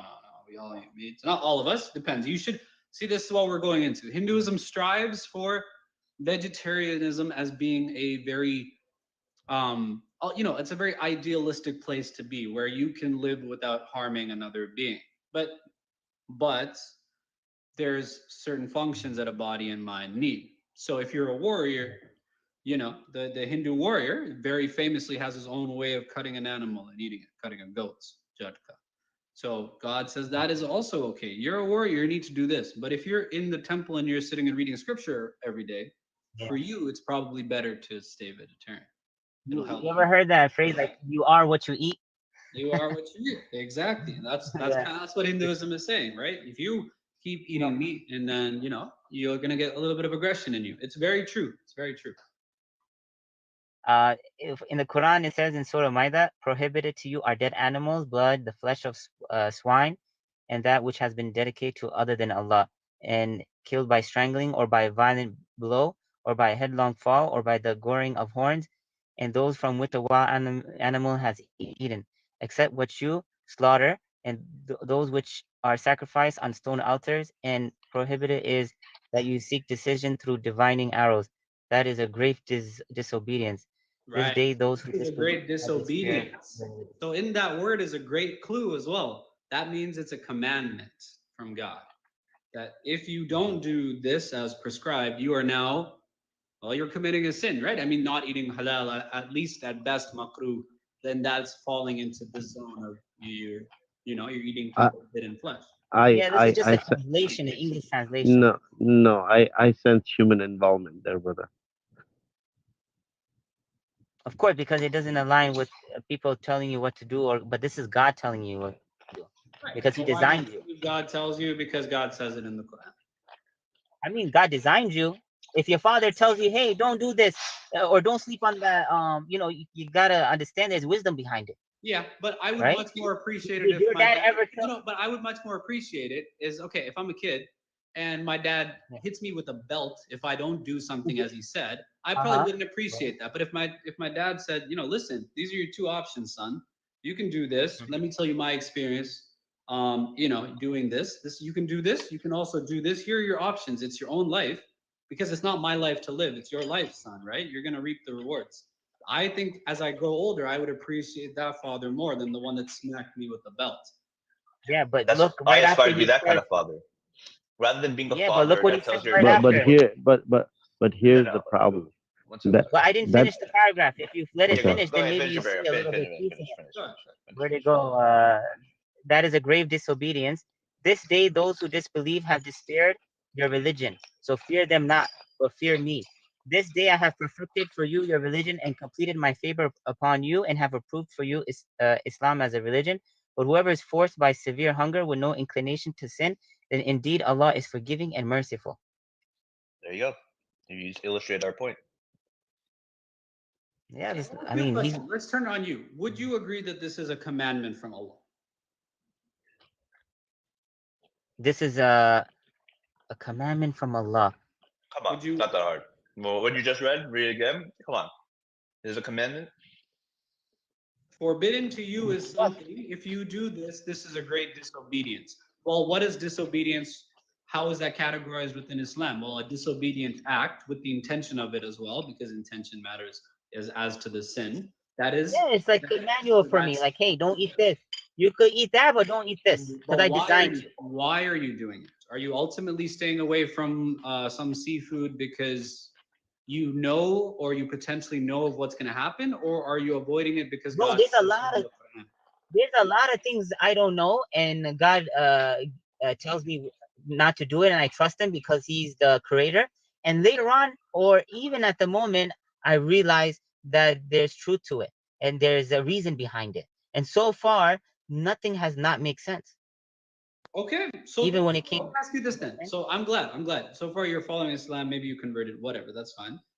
You're happy. Everything makes sense. Now, if one day you've been following this for a minute, now as you've gone along, everything's made sense to you. If one day you're doing something where it turns out to be the opposite is correct, and we know this to be true, would that cause you to then disbelieve? Would you be able to then rewire your belief to step outside of it and then say, You you give know me an what, this is example. wrong? I don't. It have to be very hypothetical. Like I don't know. I mean, forbidden is alcohol, right? I mean, now we're in a Yeah. gray area. It's there's some good drinking some wine or whatever. I don't know. Hypothetically, right? Hypothetically, Okay. 20 years down the line, scientists, because they always change their minds, they say, yo, we know this to be true. We have the data. We have overwhelming data that drinking 2 glasses of Yeah. wine is amazing. It's actually, we just found out that it activates something in your neural system. Okay. It's super. Gotcha. All right, I'll answer to that. So, you know what's funny? Someone actually told me that one cup of glass of red wine is good for you, right? Just like back in the days on TV, they used to show that cigarettes was healthy, right? So God says that stay away from the alcohol, right? Don't drink alcohol, and I trust Him. Now, guess what?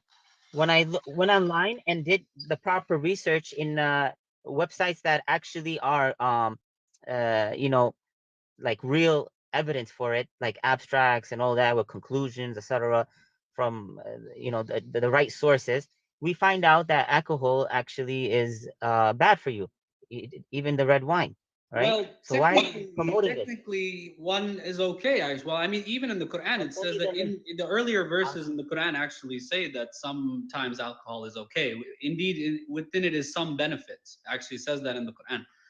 yes, So, but not to intoxicate yourself or no, to not drink to it. intoxicate yourself, but by the Quran's own admission, there is some good, there is some bad. I'm saying in a case where you Yeah, find out medicine. something in the future where the Quran totally gets it wrong and you've experienced it being wrong. If you've experienced something that the Quran forbid to be completely wrong as you've experienced it, would you then have the ability to step back and then say, well, this book is no longer making sense to me? Or would you have to rationalize your experience through the book? Because then, if you are trying to rationalize that experience that flies in the face of the book, that's where you would be wrapped in that dogma.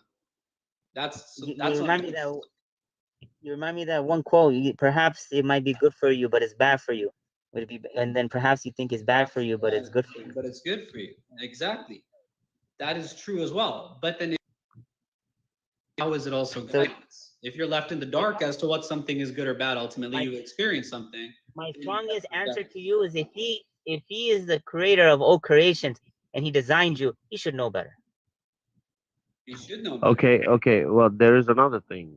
There's different types of intoxication. I could be intoxicated with religion and hurt somebody too. So would I rather be intoxicated with wine and hurt Intoxicated by myself? religion.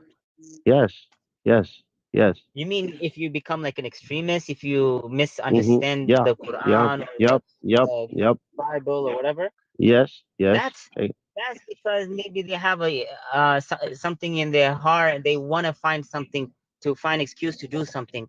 It is not That's not sincere, right? So, for Right. example, they might find kill the infidel, but they didn't read the line before, or take the person as a prisoner, and this is during war. They take things out of context. There's people like that, Right. extremists, I agree with you. uneducated. It's in every sect, but what I mean to say is that the manual just Yeah, points you to continue certain with that, things. intoxicated with religion. Yeah, intoxication could be with many things. Now, with wine, maybe it would be, during that time, there was a We lot of use words issues like with that. it. You mentioned intoxicated religion. The other one said expression. You guys use different words. You guys could use better words. It's very vague and confusing. It's like the way the Christians, when they say, but the Son of God is actually this, but this, and then this is a small G, this is a big G, and they use Well, different words to brother, make brother, sense of brother. their No, no, no, no, religion. no. This is It's okay. It's issues okay. of I got this. I got this. existence. It's So, complexity. so Why can you make it very clear, no, no, just like no. the Quran is? Here's the deal. You want to drive a Yeah. Honda Civic or you want to drive like an airplane? And so, Hinduism is an airplane. Okay. Other religions could be a Honda Civic. Are you No, a but car dealer? when you're given when you when you were given when you're car given dealer, one right? manual 6 pages, when you're given one manual 6 pages, you stick to it. Hinduism is not like You that. work at the Okay, dealership. 100%. You gotta work at the was that? dealership for No, that. I'm an You work at airline the dealership. pilot. Oh, okay. So I'm an airline pilot. You are the dealership right there. So what I mean to say, brother, is that what you have, the rules you have, the manuals you have, the guidance you have, we're not saying it's bad. Okay, they probably had a meaning or a purpose at one time, right? But how that's different, how that's different with our beliefs is that we are willing to look at a million manuals and make the decision within, not That's the one thing. manual. When I look within, I don't find the answers. I have to look because with. because I gotta brother, you look. have I only gotta read the look Honda outside Civic from manual. someone who. No, no, no, no. I'm not saying that. What I'm saying is, when I look within, right? I'm not perfect. Are you perfect? Well, read more. Read the Vedas. Read the Vedas. Read more. Read the You're 50. saying that every Hindu is perfect? Nobody's perfect. No, Not a no, no, no, no, Muslim, no, not a no, no. Veda, not a I'm not Christian. saying that. I'm not saying that. I'm not perfect. Okay, That, so where yeah. do we? So we have to look to the No, higher being to find the answer, the Creator. No, no. You have to look to. You have if to you look. believe in God. No, no, no. You have to look to further knowledge. You will not find the higher being because believe me, that's kind of hard. You have to look to But further at least we can get your to know Him. knowledge. Well, you can try. Mm. You can, and then your name will go in the books just like everybody else who did that, right? But what you can do is you can read the Vedas, you can read other books, you can understand the knowledge of within and without.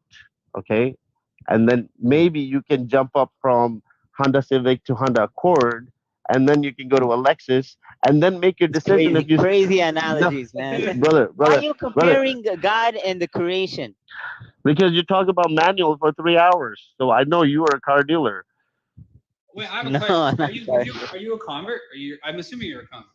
I don't know. I can't. No, actually, Okay. I'm. First of all, we all believe that I know the belief. when we I know the belief. I know the belief. It's no, fine. I'm saying when we were created in front of God, God asked I us know. Fitra, yes, you what have I'm all gonna the say. sin. Yes, you said yes to take the test. I know the story. I Yeah, asked okay, you if good. you reverted to Islam. We all know that. Yeah, it's So all good. It's all good. yeah. We're all born with the oneness of God. That if a baby dies, he goes to heaven, right? We all believe that, like as All Muslims. born with the oneness. But oneness of God, fitra, Yes. called fitra. Yes. His Yeah. inclination is to worship one God. We know this. We know this. Don't So, I would say, I'm not asking you to convert or do anything, but just for a knowledgeable read, just read the Vedas. Just read them and try to understand them. They're complex because they're No very problem. old, No about five problem. to Listen, I'm not yeah scared five to to seven pick up thousand. a book. Yeah, but if it says to eat pork in there, don't do it because you already said in a certain way. I'm not telling you to convert. I'm not telling you to do anything, but just read it Same and here, brother. please. And I tell you also to Yeah, open the yeah, Quran and see if there's truth.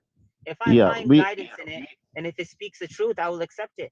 But I believe me, the things that I've seen, I have to tell you, Quran is the miracle of all miracles. There's nothing like it. Linguistic miracles, historical things that have come to pass that already came true. We have mathematical miracles. For example, Buddy, we chapter invented 16 is. zero. Okay, micro on radio. Do you know? I know you You know, invented zero, we but invented trust zero, me, if I and tell you, we invented code like 0, 1, binary code. Like a computer wouldn't exist if it wasn't for the Sanskrit language today. beautiful. So that's so so so a so new yeah, proof. Duke, tell them about the Navgrah Puja. Yeah, we got the Okay, number. you tell me a miracle from your Gita, and I'll tell you a miracle from my Quran. You give me 2, 3, I give you 2, 3.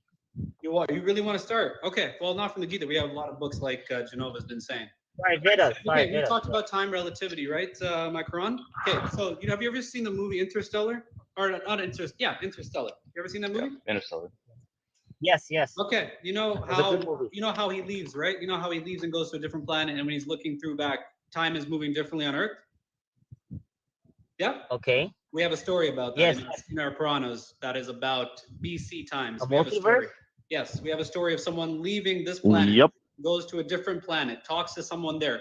the person there in that other planet laughs and says, you know, you're talking to me about people on Earth. I'm sorry, you don't know this, but everybody that you knew on Earth when you left Earth, they're now dead. In the 5 minutes that we've been talking, everybody else died too. Because So you wanted to time moves differently on my planet than it moves in yours. I can give you the story reference with no problemo. It's a nice paragraph story, very quick if you want to know. So I don't think you can outdo that miracle of literally time dilation in a BC text. And we have a common prayer we do. It's called Navgrah Puja, means 9-planet prayer. Okay, and this prayer is how old, Duke? Man, 9-planet prayer. Start of time, and It's from the Vedas. It's from the first Veda. So it's about 4,000 years old. Like, there's only 9 planets in the universe? No. In the universe, in our observe. Are you serious, dude? What is observable from Earth? Oh, what's observable? Okay, go ahead. Okay. Here's the thing. I really don't want to do this. Let's not. I don't want to play this. We're doing Muhabala of I'm actually miracles. curious. I want to Go know. back and forth on miracles. I don't want to do this. Oh, we can, but you can go find out yourself. Let me tell you mine. Mine is quicker though. I could tell you real quick. Yeah. Because they're not as I hate the impressive. I miracle can go through all arguments. the Quranic miracles right now. What is it? The seas don't mix. They do. It's just the appearance of it is that it doesn't mix. They do actually mix. You see Ali Dawa's new one? You see Ali Dawa's new one? When you go into an ocean, it gets darker and darker. How do they know this? So they do mix. What else do we have? What else do we have? What do you mean it does mix? Wait, mix. why does it mix? It does mix. The verse in the Quran is that indeed is we who have let the two seas flow. In between them is a barrier which they don't mix between. Let me tell you, I'm quoting your book. You should be happy. I know what you're gonna say. I'm quoting the Quran. Brother, you should be happy. Wait, I'm gonna tell you. When you look at it, right? Do you see 2 or 1? Yep. But God says we don't let it mix. In between them is a barrier, which is not true scientifically. They do mix. It's just the density gives it the appearance of not mixing. They do mix. Yep. They do mix. See, above the ocean, it doesn't appear that they mix. Underneath the ocean, they're constantly crossing each other. There you go. So the Quran is wrong. You can look it up. You can look it up. No. When you see 2, that doesn't mean it's trying to tell you to a regular layman, not a scientist. Yeah, see now you're rationalizing. Now you're rationalizing. Now you have become the lawyer for God. I just asked him 2 minutes ago about whether if one day you came on a point that would cause you to actually take a step back and say, well, damn, is there a mistake? See, now it becomes hard because now you have questions of identity and dogma kick in, which is the title of this. Why are people dogmatic? Now we three, Sammy here is a science major. I'm not. So if I'm wrong, Sammy could correct me too. As far as I understand it, they mix. This is a scientific known fact now, which flies in the face of the Quran. But because you are caught in the dogma of I've already concluded that the Quran is from a divine source and your identity, your ego is wrapped in it now, you're always going to have a difficult time now stepping back and saying, damn. Am I actually correct in my belief? And that is dogma. That is Western religion. Yep. Your immediate instinct was not to go check out the scientific. I found one PBS article on it. So how the Atlantic and Pacific Ocean mix, right? They don't look like they do, but they actually do. It's just the appearance based on density, because it's about what's at the top. So underneath, they're mixing, but your first thing was, oh well, it's just saying that they do, or it looks like it. It doesn't say that first of all in the Quran. But why was that your first instinct? This is when we talk about, take away religion, what's true, what's not. Forget which religion is true. I want to think about you for a second. I want you to approach spirituality and religion where you don't feel personally hurt when something doesn't align with what your previous thought was. And what I can say, and I love this, is that it doesn't, these things, when it doesn't change anything for me when it comes to certain preconceived notions I have being wrong. I'll give you an example, right? We have epics. For a long time, maybe these epics were considered to be literally true. And then, we became skeptical. Well, it happened so long ago. Do we know? Maybe it's allegorical, but doesn't change the underlying truth behind it. Now we come to 2024, we have archaeological evidence, which is nice. Now it proves the story to have some validity, one degree of truth.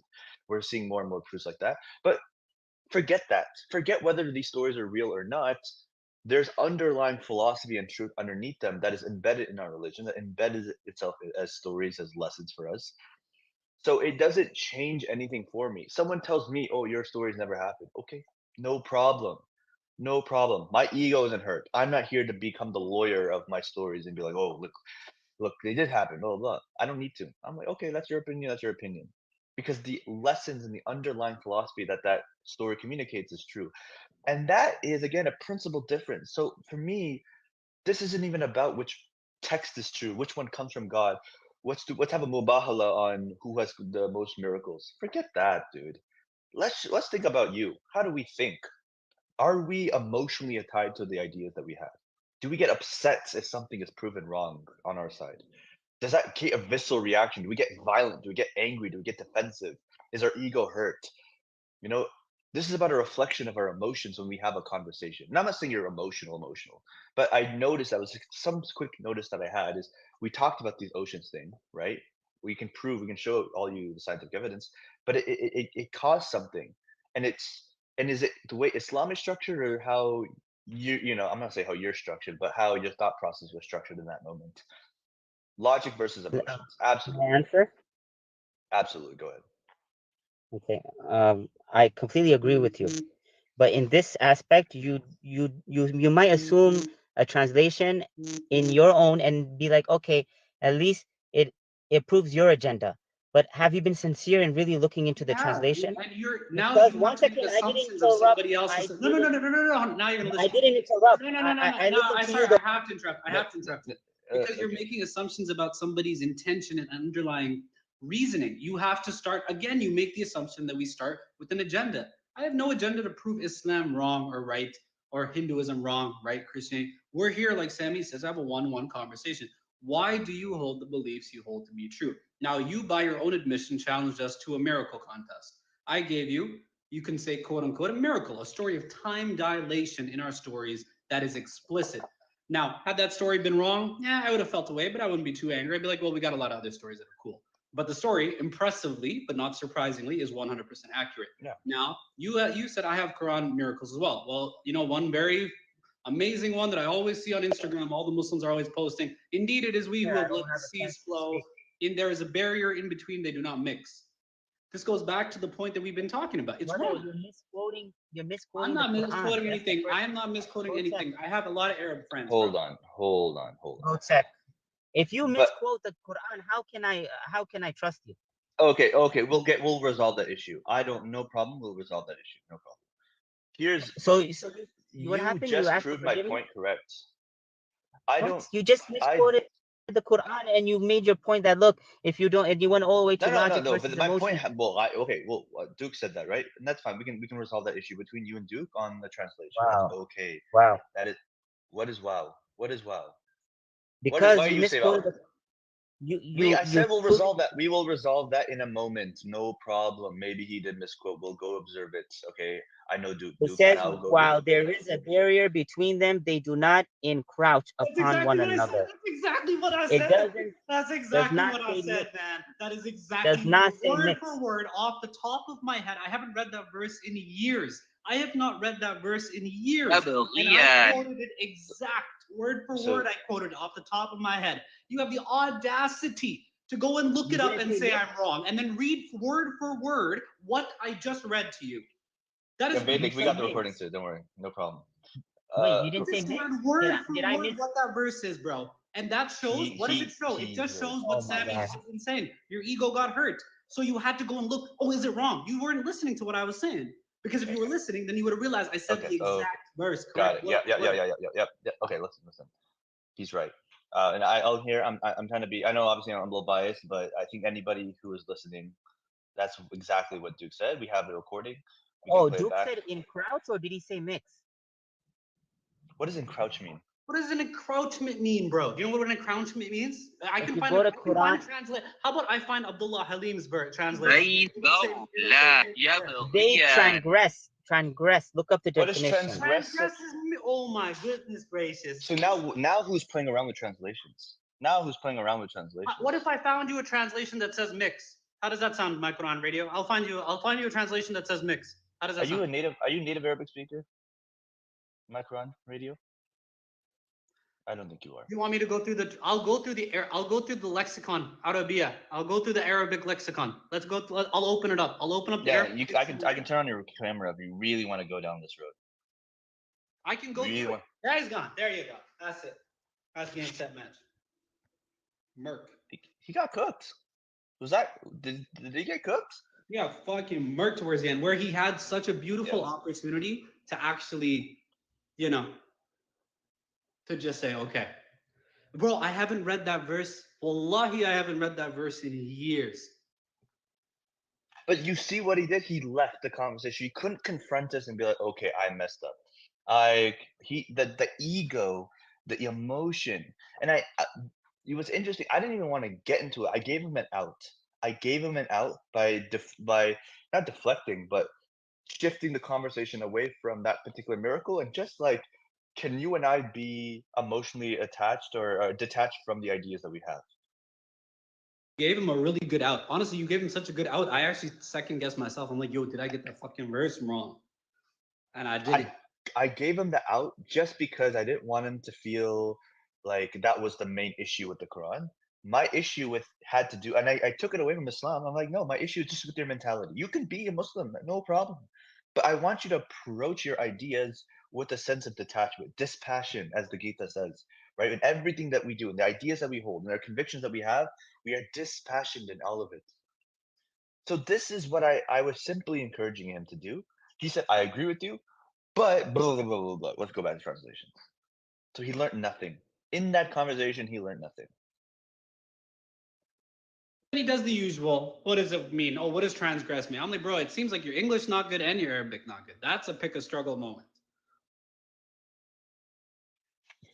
Pick a struggle That's a moment. pick a struggle moment. You gotta know That's one. a pick a struggle moment. That's what I'm saying, dog. That was great. Hey, Geneva, you have some really good analogies in there. To be honest. That was man. You got Genova. I don't know why I keep saying Geneva. But yeah. My name is So Sandeep. it's all good, bro. Don't you have to put your name on Yep. it. But Gotcha. Hey guys, Ram you Ram. watched what happened? You watched what happened? Yeah, I'm wrong. dude, I just want to understand what is the point of bringing up a miracle? Like, it adds no value whatsoever. Like, Yeah. there's nothing in a miracle. If someone says, "Oh, this is mentioned," how does that add value? Like, there's nothing spiritual about it. To them, it Yeah. does though, because he said it right at the start. I mean, there were so many moments where he made points that are like, you're actually denting your faith in your own religion, right? He right at the way at the start, towards the start of the conversation, said, "This book holds value to me because it's from the divine." Well, that's a fucking crazy hill because once you cut the connection, your book is in the trash. Exactly.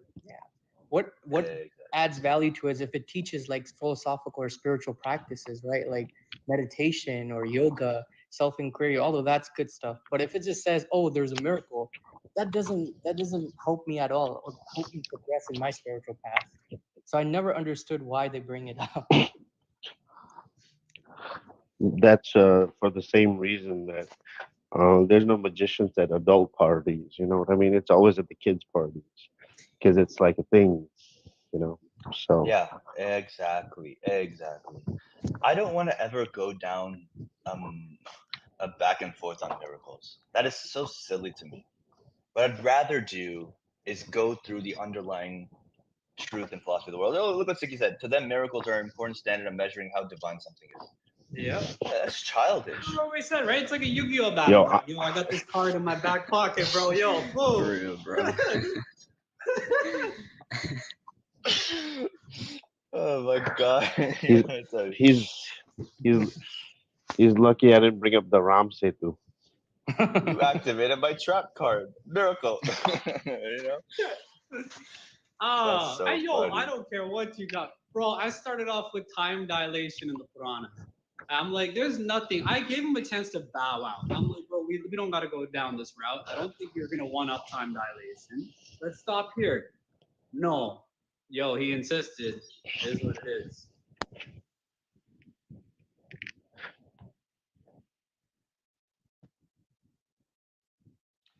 That was funny. Once he felt embarrassed by him He said he made the again. This is what happens when you're emotionally invested or you're emotionally attached to the ideas, and you're, as we're discussing, dogmatic.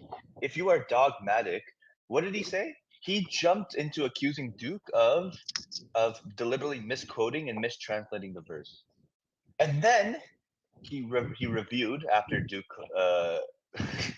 Duke let him know one time, and then he called him embarrassed. He's like, "No, I'm the one who made the mistake. I left. He couldn't even stand here and say he made the mistake." Nope. So ego hit him twice. Attachment hit him twice on it. Yeah. Man, that was Yeah. big. And you know what's funny? Even in our Bhagavata Puranas, like we have many prediction of what's gonna happen in Kali Yuga. And we don't see that many Hindus bring it up. Yeah, and I it's not don't give a f. yeah, like we I don't don't care.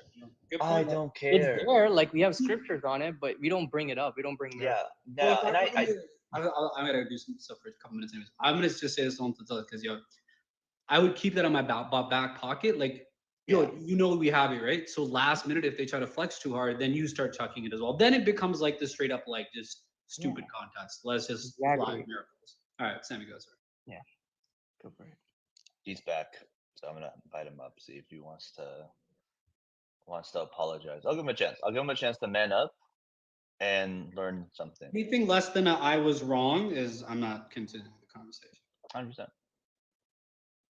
He's right now. He left. He might come back. He's right now. He's scrambling to find an explanation for that miracle. Oh yeah, he is. He is. He's on YouTube. Like, yo, see splitting miracle Quran, and then he's gonna get like a $1 one message YouTube. I He's going on believe the he's looking for the He's going into manual. the forums, the discords, the discords, the forums, the chat rooms. He's like, "Yo, this guy said this to me. What do I say?" Yo, these Hindus are cooking me, dog. Yo, I'm on TikTok live fighting for my life. What do I do? What do I do? What's up, Joshua?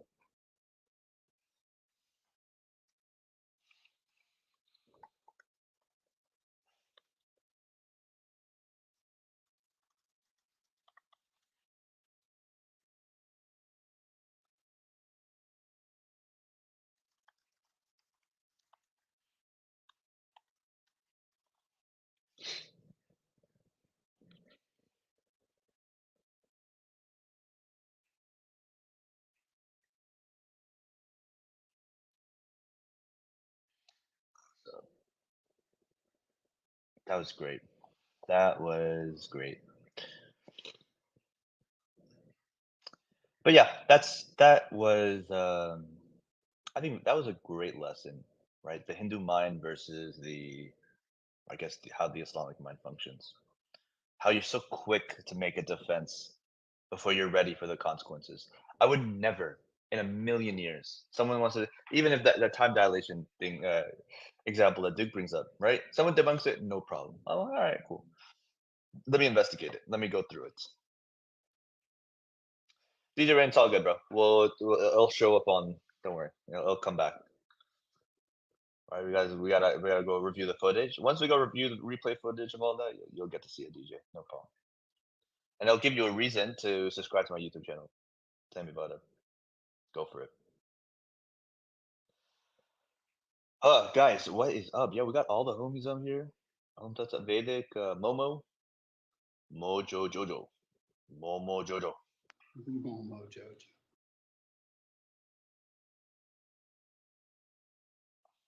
Yeah. But how you doing, guys? Pretty good. Pretty good. Pretty good. All right, guys. Guys, you So I have get a more. question. What's the deal with Islam? Oh, sure. What's the deal with what? My bad. Just Go tap the ahead. live, everyone. Tap the live. That's all. What's the deal? What's the deal with Islam and dogs? That's Like, are they not crazy. supposed to have dogs or be That away is from dogs? so wild that you just asked that question. We were just talking about that earlier. Yeah, Momo, I have a YouTube. It's the same, Sammy Bada, bro. Go check it out on YouTube. Yeah, they don't like dogs. I think angels curse the home in which dogs reside in. I think it's Something like that. specific dogs, right? Like black dogs. No, It was just, I think it's dogs in general. They say that angels can't come in the house of people who own a dog or something like that. Oh, Lots of rules around dogs. Yeah, that's also correct. Dog inside the house, angel. Dog or an idol picture, angels won't come. The saliva of a dog is like najas, napak, whatever you want to call it. So if you pet a dog, you have to go clean yourself again.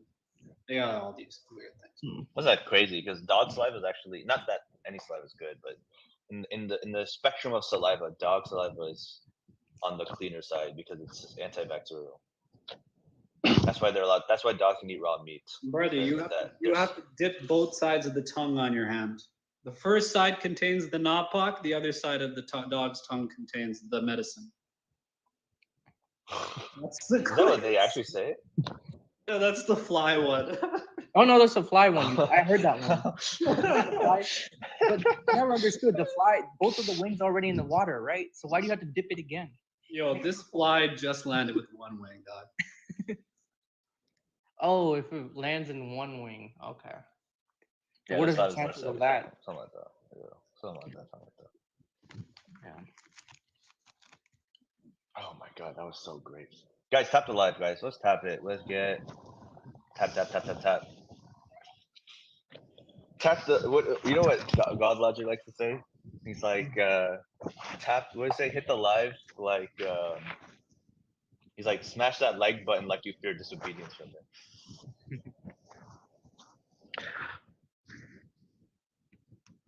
Damn, crickets. Okay, I think that's funny. But yeah, guys, tap the live. Tap tap tap tap tap tap tap.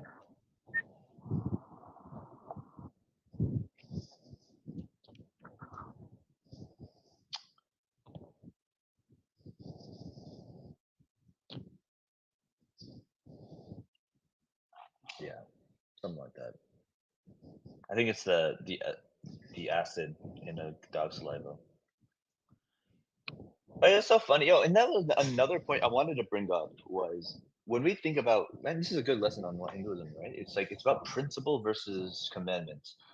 With principle, you can apply the idea to all situations. It gives you guidance on on everything, right? On more applicable situations. If you just have commandment, then you can find loopholes to anything that you're instructed to do. So when they say, don't eat the pig because it's unclean, okay, maybe we can argue that pig maybe is susceptible to bacteria and maybe it's hard for worms, all that. So are many fish, many types of fish. So it's sushi, right? But does the Quran tell you anything about fish?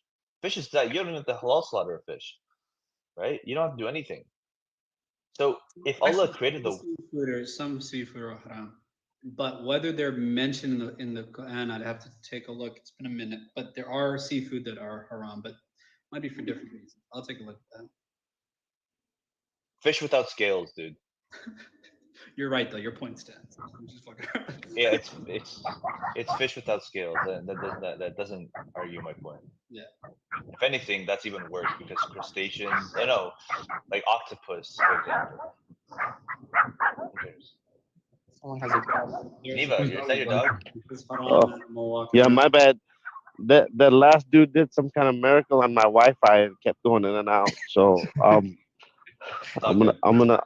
Sorry. And Yeah. what about lab grown pork? Would that be haram or halal? Bro, good point. That was on the tip of my tongue. Okay, what if you have a condition in which you've made it so that the pork meat is the cleanest? Then what? Then your reason falls flat, right? Yeah. See, commandments are moral absolutes. That's why they are unable to handle these type of questions, right? This is why we have ahimsa to cause the least harm as possible. A principle. The world has changed now, right? So this doesn't make any sense. Yeah. This is also this think put this religion through some logical scenarios. If the world is so radically different now between Muhammad's time and maybe like Moses's time, right? Whatever, couple thousand years, life was probably the same, right? Agriculture was the same, domestic farming was the same. if we live in a time like now where we have a whole different type of society, like cities and capitalism, industrialization, all that, shouldn't there be new ways of trying to apply these same laws and principles? And yeah, you have Quranic scholars that will do that. But now would feel like a most opportune time to send another messenger and be like, yo, okay, now we live in this era. Let me give you some clarity on how we can apply the Islamic rules now. Why was a seal in such a uncomparable time to now? You get what I'm saying? Does Hinduism have any commandments? Absolutely not. I despise the word commandment. We have prescriptions. Prescriptions means these are ways to better your life. This is how the universe functions. If you want a life that is fulfilled, that is spiritual, that is connected, right? That one feels sukham, right? Then this is what you follow. Then we have that. Then we have these principles that are applicable to all time. That's a good question by DJ Rain. You do have lots of laws, but when do those laws really start to become laws? When you are in a very particular, once you've taken Guru Dusha, or once you're in a temple, you're a Brahmin, you're doing things on the daily. Then you can say at that point, those prescriptions have moved into an area that are more, yeah, you chose to come here, and now you gotta follow this. Yeah, sure. Yeah, you're part of a university. You got to follow the rules. Not that you take the university outside and make everybody That's a great follow the analogy. rules of your university. Analogy, You know. man. You cooking with the analogies, dog. Not gonna Yeah. lie. That's a I'm great gonna one. change my name. I'm gonna change my name from Genova to Analogy. Yep. Analogy stone. So yeah, yeah. So so I think the problem is, remember, I'm Kashmiri Pandit too, so I grew up again amongst very, very close to a lot of Mohammedan, lot of Muslim friends, and they're still friends, over there. Obviously, we can't go back, but so I have not like Duke, because Duke is more of a scholar when it comes to. Seems like he has read a lot on that. I have more of the blue collar information on this, so Yeah, you know sure. what I mean, because I lived amongst them and all this and all that, and bro, 80% of the Muslims in Kashmir, they would do 5 time prayer and drink in the closet. You know what I mean? So Yeah, it's like just like my it's like friends. why are you making those rules? Yeah. Why are you making those rules if you can't follow it and telling everybody that you're following the rules, you Yeah, know? right. So if it's too tough, then change it. Change it, But the problem is they can't. They have a very limited. It's really strange, because I guess the bigger the book, more confusing it is and harder to memorize it. But if you give somebody a small book, which just very limited facts, very limited rules, they will die trying to follow it because they memorize it. So that's kind of like they never got it right. So we had Hey, Genova. when I left after that, we had over 1,000 temples desecrated. Right now, Mr. Right. Modi opened up the borders. Oh, okay. Hmm. Got it. Got it. Yeah. Yes. Let's not bring up politics, but I get your idea. I just don't want to bring up politics because Am I breaking you up know. again? No. Let's not bring up politics into this. I get your idea though. I get what you're Hello. saying. Can you guys? Okay, you can't Yeah. hear us. Yeah. Here, I'll bring him down. Bring him back up. Yeah. I think he was delayed too. Oh, good. Hey, so I'm a little ignorant on the topic. What was where he's from? What happened there? Like I know a little bit about it. I'd heard a little bit, Bro, but you just have to be there. It's okay. No, well, we have the clip, we have the recording. We'll post it. It's on YouTube. no, You no, want to I'm go? not talking about that. I'm talking about the other guy, the guy that just left. Mm-hmm. He was from some place, right? Kashmir, some Kashmir. So what's the situation with that? What happened? I've heard a little bits about it, but not too much. Yeah, don't worry about it, man. Yeah, look, how it happened is very tragic. What happened to Kashmiri pundits? We'll go over that later. Right now, let's keep it Yeah. to theology. Let's not keep it to politics. Wait, are we not allowed to speak about politics on TikTok? No, we can, but I want to keep it. I want to keep the live focused. You bring up Okay. politics, right? And then you're gonna attract a bunch of people who want to talk politics, and then they'll turn into like, what do you think about Well, Israel and Palestine, real quick? yeah. Yo, so Drake or K Dot, yeah. You went that Oh, route. now we can talk that. Yo, I mean, Man, I'm a what's up, bro? diehard Drake fan, but I ain't gonna lie, Kendrick rinsed him. Like he rinsed Bro, bro, if Drake doesn't come with like a good one, bro, it's GG's, man. Why are I'm you gonna have still to move thinking away about from that? It's Canada, over. bro. No, it's over. Drake's Bro, it's fine. it can't What are you be, man. talking There's about? no way. No, Has he it's actually all bowed right. out? It's all I right. know. The last time you were on here, you were like, "Oh, Drake's winning, man. Drake's Yeah, winning." that's And all I right. let you. Listen, bro, I let you wanted talk. him to win. I wanted him to win, you know, but he got cooked. Bro, do you He got see how cooked. many times I go on TikTok and I see this song? Fucking what's his They not Kendrick like song? us. Not like They us. not like us. Sometimes And I'm yeah, like, yo, not this bad. shit is Yo, catchy as. United States. Can I get an OB ho? Say OB ho. What's the problem? Yo, yeah. You want to say OB ho? Stat to Nah, say. bro. Stat to say. Yo, Stat Kendrick is to the say. goat, Jay Shriraam. I've never That's seen right, Kay. Never thought I'd That's see a those. great set of words put together. Kendrick is the GOAT, Jay Shira. I wish Indian RW was like that. Kendrick is the GOAT, Jay Yo, Shira. Sammy, you're low key a bandwagoner, bro. You changed your profile pic, everything, man. No, Now I you're called like him a out on it. diehard I Kendrick called fan. him out on it. I called him out on it. He done That's switched up crazy. sides. He done Switched- switched up.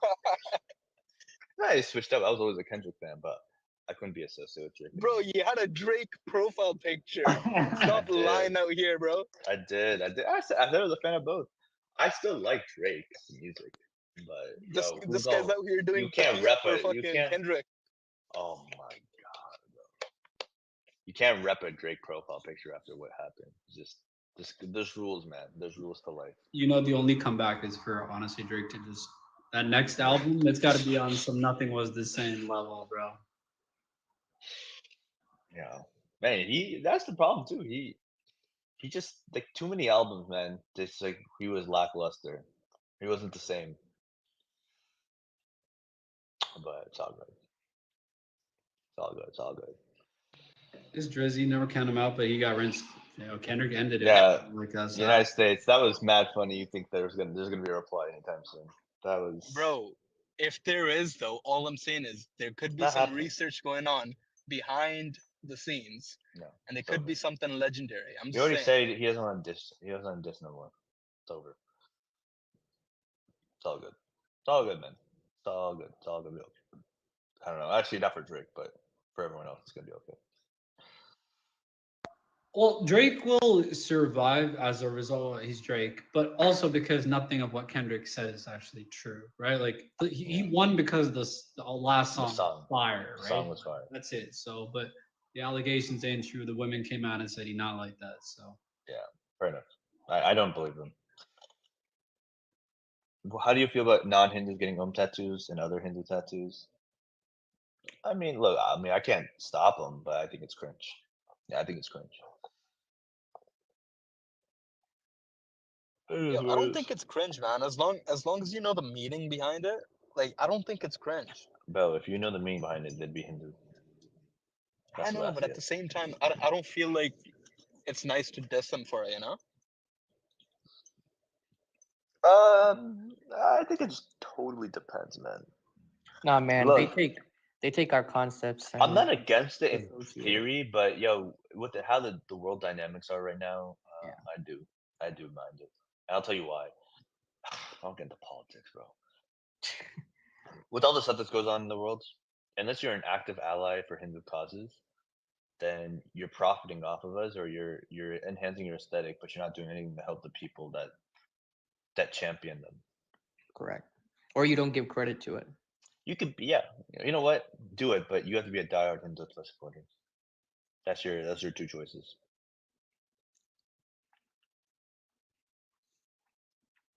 I better see a Modi tattoo right next to that one, Ganesha. Just kidding. Oh, Modi. How do you? Yeah, a lot of non-Hindus don't know the meaning. They learn from yoga classes. Something like that. Yeah.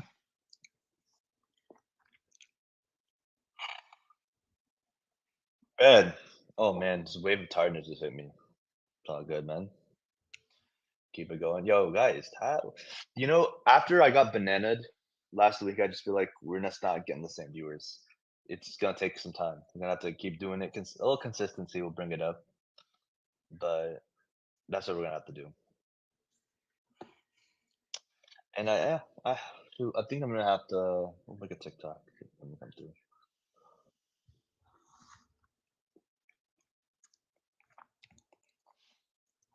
Your name's spelled wrong, Punjab.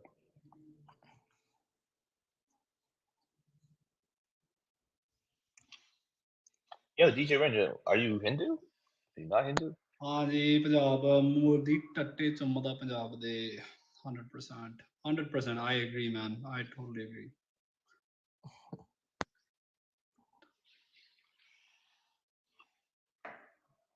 Hey, why don't you just become Hindu, bro? We'll. Oh, you're into Punjabi? Oh, okay, word. Then no problem. Oh, is Rain? You're Kashmiri. You're Kashmiri Punjabi. DJ Rain. That's not the first Rain we know that's Punjabi. No? So is Reina in your name? Is your name Reina? Oh, JK. Sharma. Sharma. Sharma ji. Say it. Okay, word. Yo, don't give us your full name like that. That's crazy. I'm TikTok, man. Bro said fucking. Sharma, have some Sharam. Sharma. Samar. Alright, word. Hey, what do you produce? What kind of music you produce? Say OVO. We need a Duke collab with Rain, bro. Duke and Rain. Duke and Rain.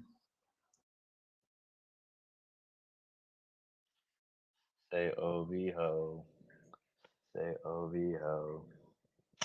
Step this way. Step this way. Step this way. Are you locked in? You my friend. Step this way. Step this way.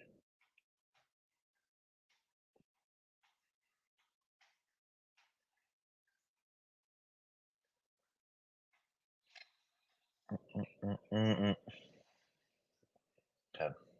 Say Drake, I heard you like them young. I did not go to cell block 1.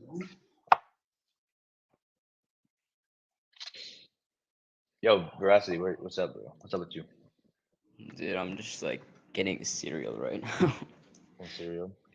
Yeah, it's like 10 p.m. But So I know you're on with Bakesh and that other kid. yeah. Yeah, what are y'all up to? What are y'all doing? Just talking about None, stuff? bro. I was just talking,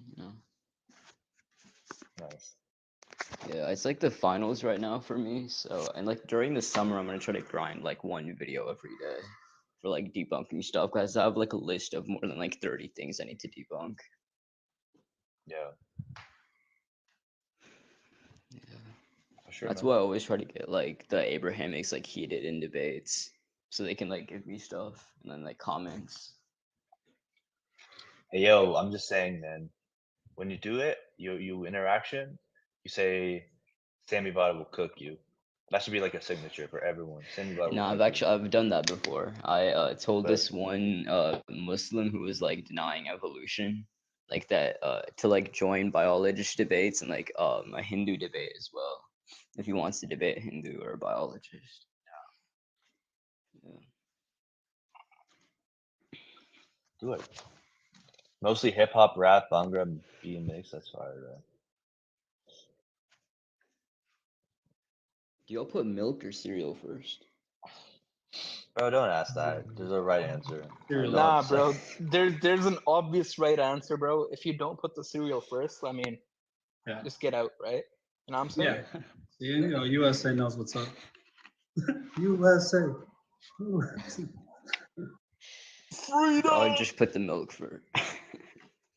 Oil. Yo, there's no fucking way you're actually a bot, bro. You put milk first, fam? Do you warm up Yeah. like Nah, just I a little don't. bit? No. Yo, this guy actually puts the milk in first. He's honest about it. He's straight to your face about it. That's Like, crazy, I don't bro. understand the problem with it, because like you see when you put in the cereal, right? Like I want to enjoy the milk too, because the cereal that I drink is like flavoring cereal, whatever. Bro, do you wipe first or shit first, bro? Like, the fuck? Nah, I'll let it crust. That's nuts, bro. Holy.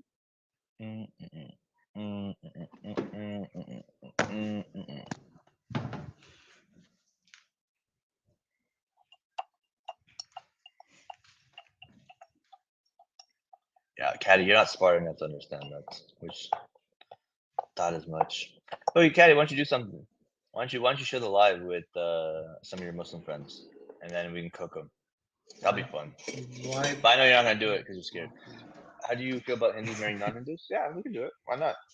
Yo, you're assuming she got friends, bro. She ain't got friends, let's be honest. Damn, bro, cook. Bro, Duke always wants the beef, bro. That's not true. Daddy's coming up too. Okay, hold on. Let me chill.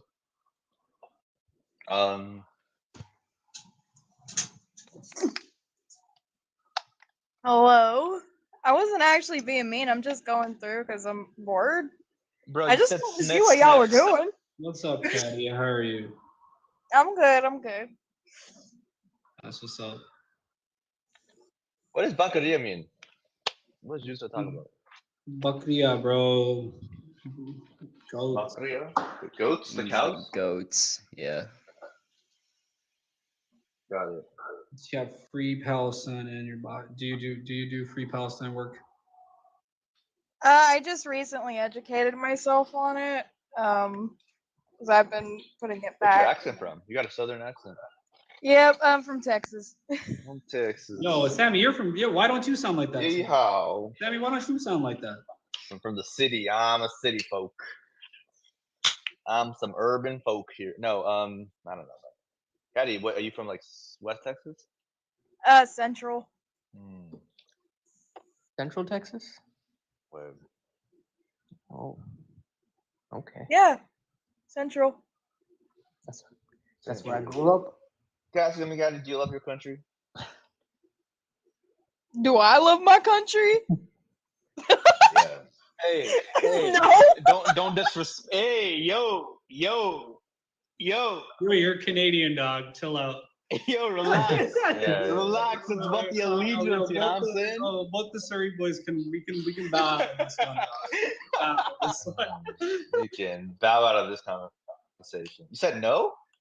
Yeah, I got issues with them. I'd rather not go into them. Oh, it's all good. It's all good. When I hear that accent, I associate it with rootin' tootin'. Oh no! Yeehaw. Oh no! No! Oh God, no! Far from it. You know, the world's a different place in 2024. It's not what I get used to be. I'm Yeah, like not I'm like the rare anomaly in Texas that you find rarely. You just like, wait, aren't you supposed to be living in Austin or something? Like, Yeah. my fucking opinions and shit. It's not like the majority of like Texan opinions. Yeah, So. I got you. For sure. When did you educate yourself on Palestine? I'm curious. Recently, one of my favorite singers has been very vocal about it. So Macklemore? Oh, sorry. No, Melanie Martinez. Okay, gotcha. Melanie Martinez. She's been very vocal about it throughout her entire Portals tour, and I decided recently to actually do some research and educate myself on it. And yeah, it's fucked. It's a fuck situation. Yeah. I'm just saying you gotta watch the language. So, Oh, not for me, not for music, but yeah, I'm just saying right now, I just found out I was able to join lives today, and I have spent the last of my year and a half on Discord, so I'm still trying. I gotta remember that. Discord is it's a different landscape. Oh god. I get it all out on Discord too, and then I come on TikTok, I present a PC face. So I got you. No, that's cool. Have you always been like a lefty? I'm assuming. I mean, I was raised. Yeah, I was raised like that. Okay. My mother, she is a ex-Christian. She raised me atheist, and I was allowed to like let my mind wander and question things and all that. So it's yeah. No, for sure. That's cool. Thank you, Doogie. What are y'all talking about? Maaf karna. Forgive me if I made a mistake on if I typed something wrong. Yeah, if I wrote anything, because Wrong. Right. I got it, bro. I didn't like But but here's the thing: the way that this is an anomaly. The way that it's written in Hindi is it can refer to something that's already have been like it's already been done, or that I may also do while I'm here. Got it. Got it. For sure. For sure. For sure. For sure. For sure.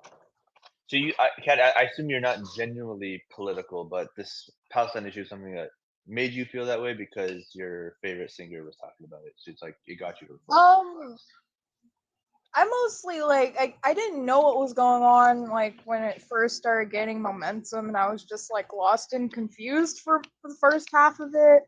Yeah. And the scares of like World War III happening, and I was just like, oh, okay, then I think I need to look into this, and the rabbit hole is just so deep because we're allies with Further, I Israel, promise. and it's just it's crazy. It's crazy. It's crazy. So it is a crazy situation for sure, but the way you're talking about it sounds way crazier than it actually. I mean, it's pretty straightforward, right? There's about I war. am pretty sheltered and stuff like that. So Got it. I mean, I live out in the middle of the country, and For I sure. mean, nothing has really ever happened. Like I don't know how to explain it. It's weird for I'll say me. other this, Caddy. Like I get what you're saying about it, but just be careful with all the information that you get because there's also it's not. Oh yeah, Yo, the definitely. Palestine side, I sympathize with them for sure. Like what's going through is not a great situation.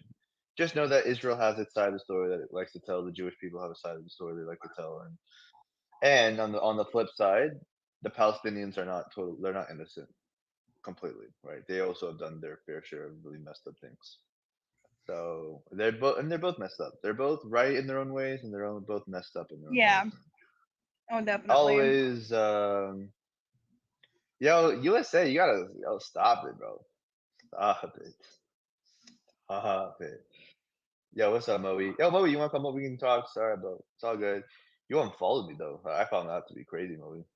I was like, yo, we were messaging. I was trying to tell you can come through, and then realized that I couldn't message you anymore. Dang. It's all good, bro. Yeah, you caught it as a good time. But yeah, just know that every issue is more balanced than they make it out to be. You know, sometimes the media is not fully honest about one narrative or the other. Oh, definitely, yes. That's why I've been so like wary of it at first because I didn't Yeah. know like who to trust or who to like listen to, and Yeah. it's all What's I up, know. Moe? I don't think there should be any more killing. I just feel like Absolutely, we 100%. need to just Stop it. I want peace. We all want peace in the region. yes. War is no longer like needed in this age now. No bueno. We're What is like that word? so connected now because of the internet, and I just think it's time to just realize war is not needed anymore. We're all on the Sure. same planet. We're sharing it. Absolutely. We may not ever agree on things, but we can at least come to a stance and be like, "Hey, you do you and I do me. Let's just You know what, Caddy? help That's each very other and be there for each other when disaster happens." yeah. And, It's a very Hindu thing you just said. It's a very Hindu thing. oh, So I love Hinduism. I love it. oh word. I love it. Yeah. Love that. Good to hear. Yeah, cool. Well, you can stick around. I think Moe and I would want to. Sorry, man. I want to get Moe a chance to talk. I know we've been meaning to have a conversation for a minute. So yeah, Patty, you can just stick around. Let's listen through. You can be on the panel if you want, or do what you want. Yeah. What's up, Hello. Moe? What's up, bro? All right, How man. you been? Sorry, yeah, I unfollowed you because I thought I'd never get a chance. So I just gave up on it. You know, I kind of lost hope. Gave up on it. Got it. No, Yeah, it's all sorry, good. man. You're here. You're here. That's Yeah, a bit man. Well, embarrassing. Anyways, well, if you can, I always encourage you, especially we want to talk to more people of other religions. We tell Christians, please share the live with other Christians, or just like spread the word. So I do doing my due diligence. Like, spread the word if you want. We'd love to have conversations with diversity yeah. of Muslims, and So I remember when I came, Mhm. I was asking questions on how you view monotheism. Yeah. So I want to get the Hindu perspective Yeah, for sure. on So this.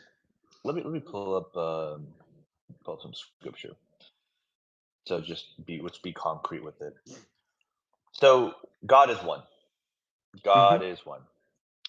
But what does that one mean? So what we understand is through scripture, and we can also kind of logically evaluate this ourselves and do a little bit of both. But ultimately, God is that which is perfect, right? Which is the knower, right? It knows everything. It is unchanged. It is a constant, as in God isn't fluctuating in its quality, in its nature. Because if it's all knowing, then it's understood itself from the start. It is immovable. It is one without a second. It is omnipotent, omnipresent. Um, it is incomprehensible. It cannot be grasped by the senses. It is so beyond the human mind. It is unborn. It doesn't, it has no form or mark or image, eternal or immortal, none like it. Something like that. That is supreme being. This is so beyond our senses that we represent it with this symbol you can see here, Om. The Om. I'm sure you've seen the Om symbol before. Yeah. Om, that's a, right, has the same symbol, right? That is the representation, this recited with its sound to represent this incomprehensible concept. So if it's incomprehensible, how do we worship it? Well, how do we know it? Right? It's so beyond the senses. Well, we understand it as that reality is a creation of it. You and I are a creation of the supreme Om. So if we are created, if we are designed and created by it through evolution or whatever the process is, we understand ourselves and we understand reality to be a expression of the supreme being. It is an expression. So we use these expressions as a way of understanding the supreme being and how we appreciate it. And we say Hinduism is an exercise of gratitude and appreciation. So in order to fulfill that exercise, we recognize this expression. So you'll often see at this point that there's an illusion, an appearance of quote unquote polytheism. But this is merely an appearance because to understand Supreme Being, we're now itemizing and recognizing the things around us that we appreciate. In that exercise of appreciation, somebody who's outside of the understanding will look, oh, well, he's worshiping this, he's worshiping that. But Can that's a I? misunderstanding. Do you Yeah. mind if I just stop you there just for 1 second? Okay. When you were Yep. reading the Yep. description, I noticed you didn't mention undivisible or indivisible. Sorry. Yeah. So I Does mean, this what does it go mean, under it or no? indivisible? I mean, you can mentally divide anything. So divisible meaning, is it reducible? No, Is it because divisible into parts? Is it? um Does God have parts? there are parts to it. Um, I mean, you can understand it as having Or parts, right? We attributes, sorry. itemize Maybe aspects. attributes is a Yeah, more we itemize it by its attributes for sure. okay. And Because we his have to attributes. conceptualize it, right? We have to conceptualize it. So something has to be conceptualized. By Those conceptualizing it, attributes are the conceptualization because the yeah. ultimate has no attributes. But that is Yeah. so abstract that the itemization, like Sammy says, then therefore is the attribute in the way that we kind of perceive the ultimate, which is ultimately attributes, right? So Yeah. So The you way I can see it yeah, go is that the conceptualization, like how you've done with the created objects, is more so a proof of God rather than God Himself. in a way. Yep. Yeah. So Yep. it's a proof. So if I go outside and I look at a tree, like to me, this is a proof of God. you know what I mean? Like this Yeah, absolutely. biomechanism is growing in such a way that it's had to be made in such a perfect manner. Right, and this is alluded to in the Quran, right? Like, do they not believe? Do they not see? Yeah, Do they not see? yeah, nice. Right. It's he says. Yeah, my problem, especially even within other sects of Islam, the problem really comes to the oneness of God and His indivisibility, which is why I wanted to talk about that and how you understand the attributes of God. Yeah. So we can say divisible. I have no problem that saying that we understand God by I guess again it's a mental exercise of division. It's not a literal division, right? We're not here. Think of it this way: infinity can be divided as many times as you want, but the answer is still going to be infinite. Sure. That's where we differ. Yeah, we do differ on that. Yeah, absolutely. For us, we ascribe the attributes. We say they are identical to His essence. Yes, the attributes are Him, right? Like Allah is the attributes. Yeah. Yes, and that's So obviously we take Tawheed, right? It's the mercy unification of is Him. Allah and His attributes is Tawheed, ultimately, right? Yeah. So the problem without doing this, from what I understood, is that, let me give you an analogy. Let's say we have a table, and the table at the moment it's whole, it's one. But this table is made out of parts. So we got 4 legs and we got a surface. Now what comes first, the parts of the whole? What comes first? What do you think? I don't know. But ultimately, all those parts are made up of the same substance. They simply are in the form of a table. But I didn't say they're not the same substance. Yeah, the substance doesn't matter. The substance is simply taking the form of a table in that moment that you perceive it in. Right. So but the substance in the finality doesn't really matter because we don't know what the essence of God is, right? Right. Right. So if I've got 5 parts here, put all them together, I get a table. Right. So this means that the parts come first. And then when we understand this, we can understand that the whole did not come first either. So if I take away one leg, this is no longer the table. Or if I take away the surface, this is no longer a table. Sure. But until all the parts are together, then I have the table. And then this no longer makes God sempiternal. Okay. So yeah, I wanted to see if you guys have a fix for this. Yeah, we have a whole this analogy fallacy. on this. It's called the pot and the clay analogy or a story in the Advaita text. I'd have to pull up the story because it's quite a deep one where it talks about the substance and the form that it takes on as a pot and its relation to the clay and then and whether that form is ultimately different than that or the perception. And so, I mean, I can pull up the story. I mean, it's a decent question, right? I agree with you on this, like what comes first, and but then ultimately you're still discussing only the form of the table. Like, are we talking about the material that the table is made of? Because they all contain the same material, whether they're No, the purpose of the analogy is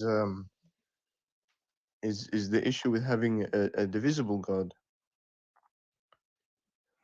You know, when you don't ascribe his, when you don't say that his attributes are identical to his essence, you get this problem, and some people have a fix to it, some people don't. But ultimately, if all of the divisible parts that you see perceived are this same substance, made of the same substance, the parts are merely a modification of the ultimately of the substance itself. The table is merely a modification of the underlying wood, which is the substance that it's made from. Then the issue then is only of form that you perceive. Right. That is actually the analogy of the pot and the clay. The division only appears to the extent that you're viewing the parts of the table different than the substance, but the parts are simply modifications of the ultimate substance that it comes from. Yeah, I understood that. But That's advice 101. Like, it's really where we kind of start from. Yeah. It's, in a way, very basics, bro. Yeah, very, very, very Advaita, actually. Yeah. Yeah. This is but when you okay, hold on. So when you have well, Yeah, when you said that the substance is still the same, uh, well, are you saying that like within a certain time or something, then it would be this, and other times it may not? Sorry, No, did I no, say that weirdly? I think that we're talking about the essence of God, right? The Yeah, yeah. substance So of what, the essence. sometimes you may have the whole, and sometimes you may not. Is this what I'm understanding or not? The whole remains the whole always, Yeah. So always. whether it's separated somewhere, like whether one Right. leg is gone somewhere and then the rest of the table's still there, you're saying that it's still.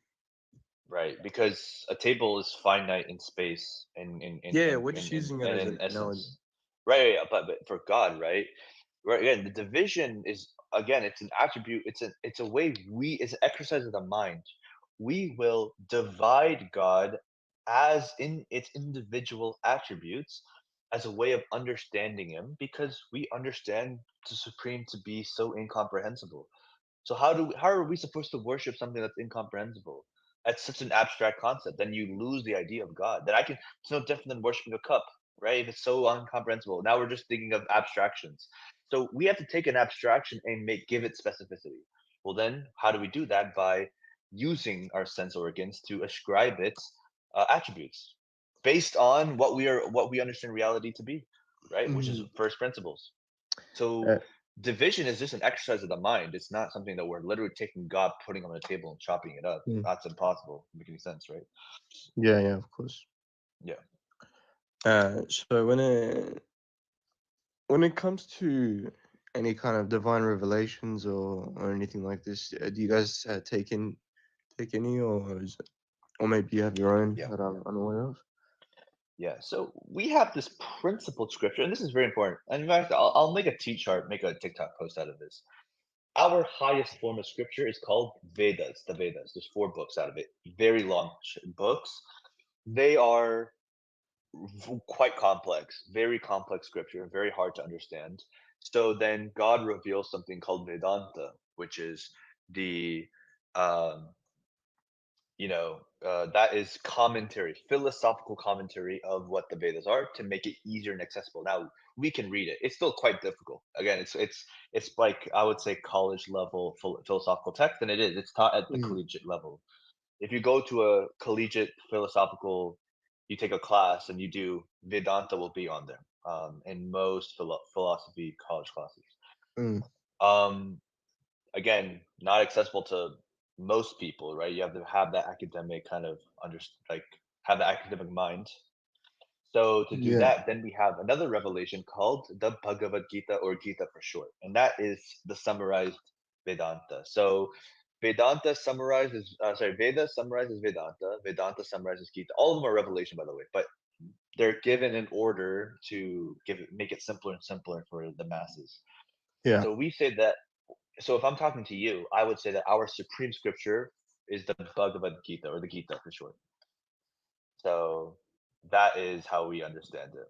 So those are our orders of revelation, and from there we have commentaries and different sorts of analysis that are made over the course of thousands of years. That we Mm. also take, give or take a scripture, or we take, just like how you take a tafsir and you're like, yo, we understand the scholar to be highly reliable, so we kind of put him side by side with scripture in a sense, not literally, but like he is he's almost unanimously accepted commentary. So we have those, but Yeah, well, that's we're how they we're are sort like. of similar to you in that sense because as a Shia Muslim, we only take divine tafsir, which is like a divine Okay, exegesis. there you go.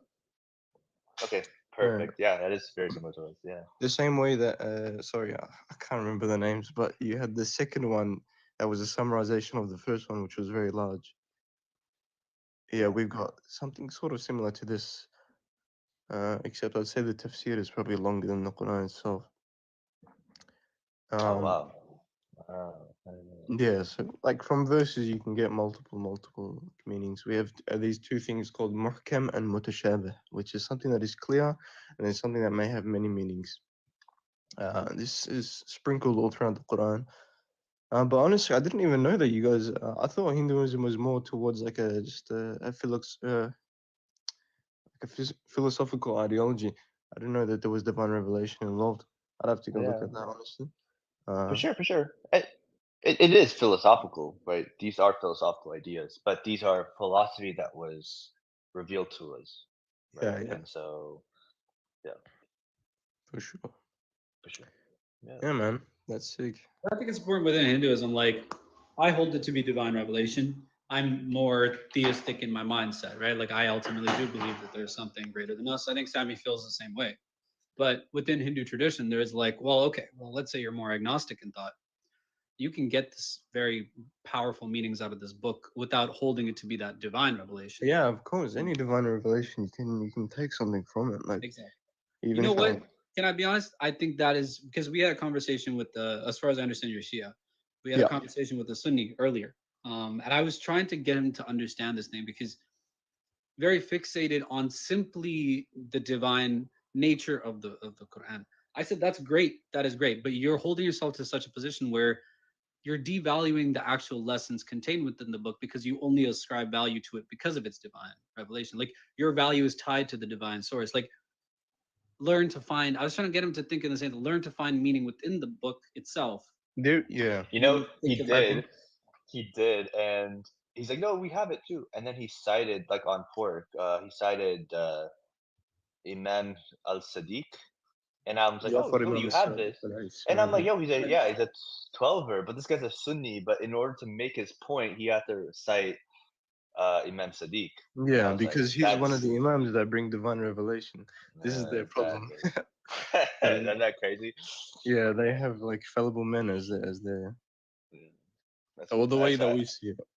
yeah, they do. Of course, I don't expect you to. I don't want to superimpose any of my belief onto you, but you know what I mean. Yeah, yeah. So would you say so you believe that the Quran, the Bible, and Torah are all divine revelation as well simultaneously, or no? No. Hinduism doesn't believe it. You might find a Hindu that'll say, "Sure, your book can be from God as well." That's a Yeah. very pluralistic aspect of Hinduism. Is we're not going to deny the existence of somebody else's, you know, Mm-hmm. divine sort of the way that they connect. But I don't think Hinduism has a stance on it. Well, for us, so in the general sense, as a Muslim, we believe. Sorry, all the other Abrahamic religions have the word of God as well. Like we don't call them like a false god or a false religion or whatever. We believe that they were a people of a previous time who had their own set of rules and laws that God gave them. And we also believe on top of this that roughly around 124,000 prophets were sent around the globe. So yeah, I'm not in any position to say that your revelation is not from God because most of these prophets we don't even know who they are. Some of them may Can I maybe ask you a question on that topic? Okay, let's take it at face value. The Quran is the final time that God's going to talk. Wouldn't it have been awesome that He would have gave us information on prophets outside of that region so that it could really stand a test of time as Islam starts to expand? We already have this information about this prophet that was sent to this region that we're, conquering essentially as Islam expands. That would have been so much divine proof in and of itself. I think the Quran by its own admission kind of like falls flat in that regard.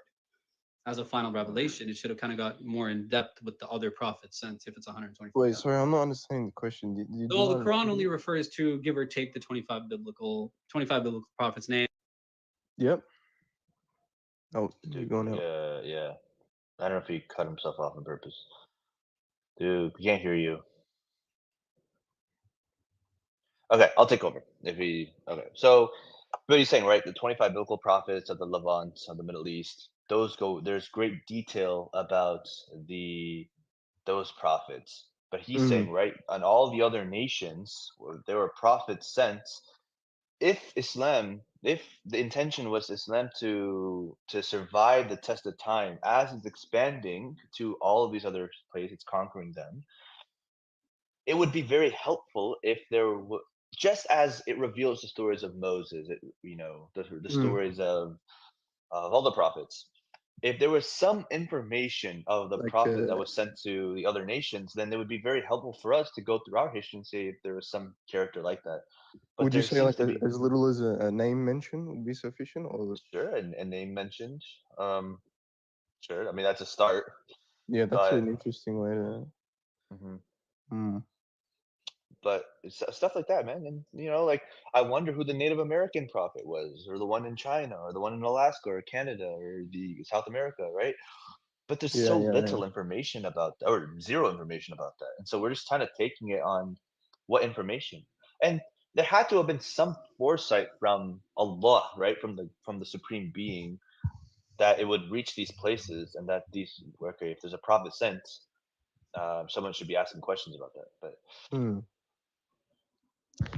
Yeah, well, it goes back to that each prophet had their own.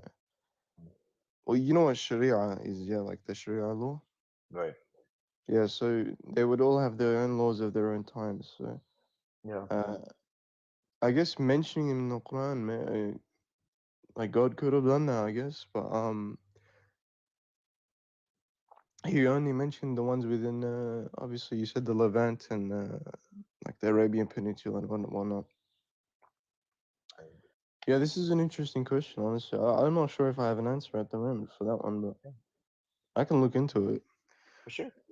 You don't have to give an answer, right? But that's just something we think about, right? Yeah, yeah, that's not even a question that requires an answer. It's just something that we've always, I've always thought about. Yeah, you always pondered over. Yeah. Yeah, I mean, it is pretty fair, yeah.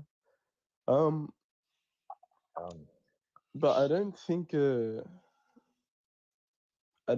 that whether he mentions the names or not. So for us, like the prophets can have like so we're told that there's no difference between them, but there is a ranking between them, and this is evident by how like Prophet Moses alayhi salam, he spoke to God directly, and uh, Prophet Jesus, he fashioned a bird out of clay with the will of God, like uh so they have different kind of rankings, and like we call this the ulul azm, which is like the ones who are higher basically. And yeah, there's always been a likening towards that middle center of the globe, in this like Levant area. But I guess revelation was just sent down to those people for that time. And this is why another reason why we believe that with the Messiah, obviously, there's going to be the return of a 12th Imam, who is going to come with a set of like law for this time, except he's not a prophet. It's going to be like a modification upon what we have now. Yeah. I mean, okay, actually, I'm gonna ask you a question on that, Rick. I'm familiar with Sunni schools of thought, whether that be fiqh or aqidah, but so the Imam, the 12th Imam, the last Imam in Shia Islam, how does that work? And to the Sunni, would that not appear if he comes with his own laws? Is that not in a way undermining this the Khatam al-Nabiyya, right? The seal of the Prophet? No, because it's an extension of his laws. So it's not really a new religion. It's kind of just like a clear cut version for this time. And the way that this works, obviously, he's in occultation at the moment until the return of the Messiah. So they are to both appear at the same time. And some of them will say, "Oh, yeah, how can this man live for? It's been like 1,300 years." But there's many beliefs that a lot of people are still alive. Like, for instance, they have something called the Dajjal, which is like some humanoid thing that's like gonna come and Yeah. wreak havoc on the earth. Yeah, Juju And and he's been Majuj. locked up for about 1,400 years. The Juju and Majuj are still scratching at the Yeah, wall. yeah. Right? So, like, pretty much, if God wills it, then God wills it. Like, what are you to say that? And we have records of him being born and going into occultation and everything. So. Yeah, that's yeah. interesting. That's an interesting way to look at it. So okay, wait, with the different schools as well, like sometimes I hear this thing that Zaydism is like is closer to Sunni Islam, and Yeah, there's yeah. how does that work? Okay, so within Shia, we have the three. We have the main one, which is Twelver, Ja'fari. That's the madhab, the sect. And then we have Zaidi and we have Ismaili. So these differs. This difference comes with who is the next imam, and obviously we believe is divinely appointed.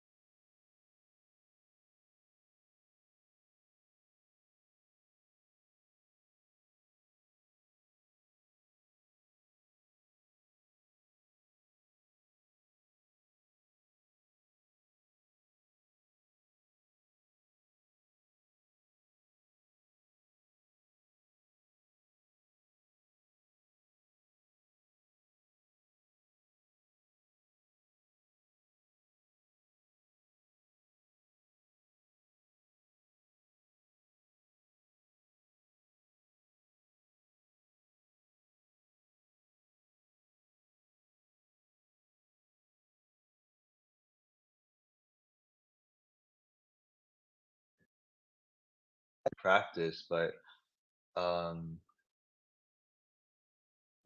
1 second. It is a.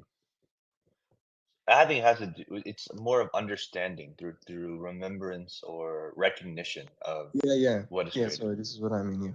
Yeah, for sure. So sure. for us, like, I'm sure you've heard about Ali ibn Abi Talib, alayhi Mhm. salam, Of course. and you'll hear about the Shias how they always get bashed for this. Like, why are you calling upon his name? Yeah, well, I talked to a Shia once that said the universe was created for Heidi. So sometimes I like this, it's gonna end Oh up. yeah, this is a very lengthy topic. Yeah. So I mean, we can talk about it if you want. I'll try and do my best. I'm down to talk about it. So, okay, Duke, are you okay? Or you want to? I'm I'll fine let you. with it. I'm fine with it. Let's learn. This is for all the for us audience to understand. For us, all right. The way it goes is that basically at the start of creation, Allah subhanahu wa ta'ala created the two lights, Nurain we call them. So one of them was Prophet Muhammad sallallahu alaihi wa and Imam Ali alayhi salam. And so they were the first of creation, their light was the first of creation, not their physical human body. And this light was passed down through the prophets. Every prophet would have their companion. For instance, I can mention Harun and Musa alayhim salam. I don't know if you know about their relationship within the Jewish religion. Harun and Musa, yeah, they're brothers. Yeah. So this light is passed down all the way until Prophet Muhammad, and he's well, he's his cousin, but in the spiritual sense, he's his brother. So you're okay. So the likeness of their relationship is that of Yeah, that. yeah. There Right. you go. Okay. Interesting. Yeah, so if it were not, basically the idea is that if it were not for them, then none of the other creation would have been created. Like this is for them. I don't know if that made any sense. No, that makes sense. So you actually explained it. The dude that I talked to, that was the last sentence he said to me. It was towards the end of our conversation. So he never explained it. I was very confused. Yeah, I know it's something along there. I'm not really knowledgeable on it, but I know it's something along those lines. Because obviously we believe that our prophet was the greatest man to ever walk the earth. He was an infallible being with near perfect qualities and everything. Yeah. Yeah, and the Sunnis kind of degrade him and say that no, actually he committed sin and actually the devil tempted him. And this is why you get people writing the things like what's that book that the satanic verses? Satanic verses, yeah. Yeah. Oh, so the Shia don't have that. No, not at all. Okay. We believe he was all the prophets, not just him. All the prophets were infallible beings. Yeah. Yeah. Interesting. And out of all of them, Muhammad was the greatest one to live. Infallibility is important in Shia Islam. That's why the Imams follow this idea of Yeah, infallibility. well, if we didn't have infallibility, actually our entire religion would fall apart. Right. Okay. Yeah, that makes so much. You've actually cleared up so many Shia doctrines for me. So, so the prophets are like the essence of Allah, right? Like, No. We don't say this, no. okay. So you said Uh, they're like they're passed down the light, right? yeah, well, this is still a creation of God. It's not God's essence. That fallibility is by God's will. That infallibility is by Yeah, God's yeah. will. Is that they're infallible because So we have a verse in the Quran. I can read it out for you if you like. Yeah, go for it. One sec. Go for it. This is where the misconception comes a lot. So it's Surah Ahzab, so chapter number 33, verse 33. The first part is about the wives of the Prophet, so I'll just skip over that. Oh, you're talking about this? Yeah. Okay. Yeah, and then it says, إِنَّمَا يُرِيدُ اللَّهُ لِيُذْهِبَ عَنْكُمُ الرِّجْسَ وَأَهْلِ بَيْتِ وَيُطَهِّرُكُمْ تَطْهِيرًا. So the translation for this is Allah only wills to remove or keep away from you any impurities, O people of the household, and to purify you a thorough purification. And so this is where we get the understanding of infallibility, is that any rich, any impurities, sins, any of this stuff is absolutely and completely kept away from them. Right. Interest. Is this? I'd have to look. I can look at myself. This is it right before that? These are the verses of like the cloak and the incident of Yeah, the yeah. Ashir This Kisa, is the yes. cloak and Fatima. Yeah, 100%. Yeah, I there's had a a lot of lengthy discussion. misconceptions saying, no, this is the wives are pure. No. Right. If the wives were pure, then the wives of Prophet Noah and Prophet Lut, alayhim salam, then their wives would also have been pure. But we know that they weren't saved. But Right? in the Quran, the same Quran, they're condemned and sent to the hellfire, in our belief, of course. So. Yeah, you get around a lot of Sunni error by Ahlul Bayt essentially, right? Like Yeah. this concept, and that clears a lot up. Okay, here's my other question because I had a conversation about the purification verse actually quite lengthily on Twitter. So that Shia explained it very well as well.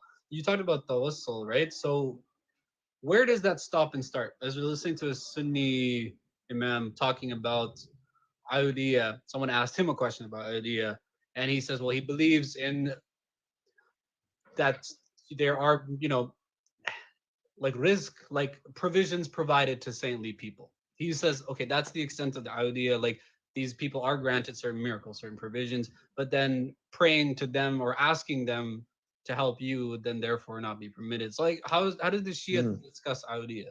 Okay, so the way we view it, which is the way our imams told us to view it, is that they do not provide the rizq at all.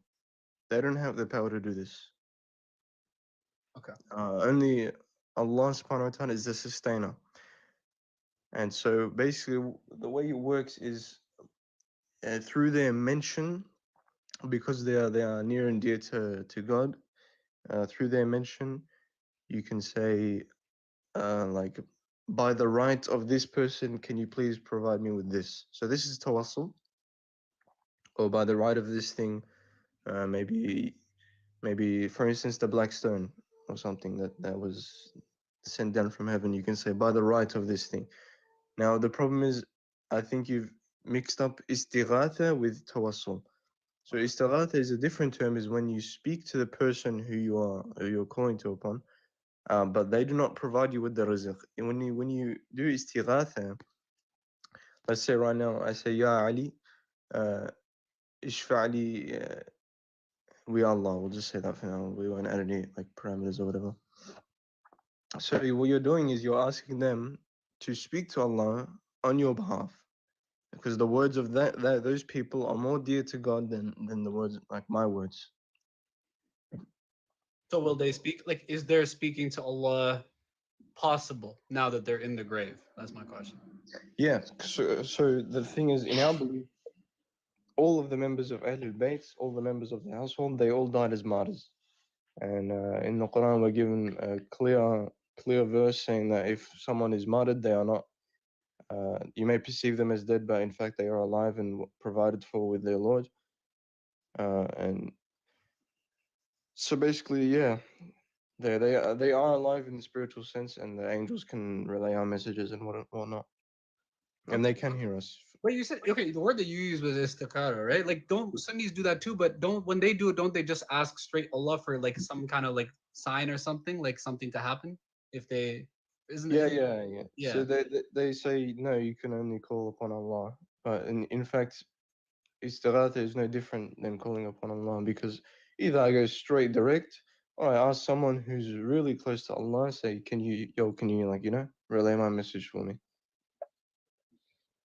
It's not that Allah is not all hearing and not all seeing, but it's just that the words of those people are more dear to Allah than my own words.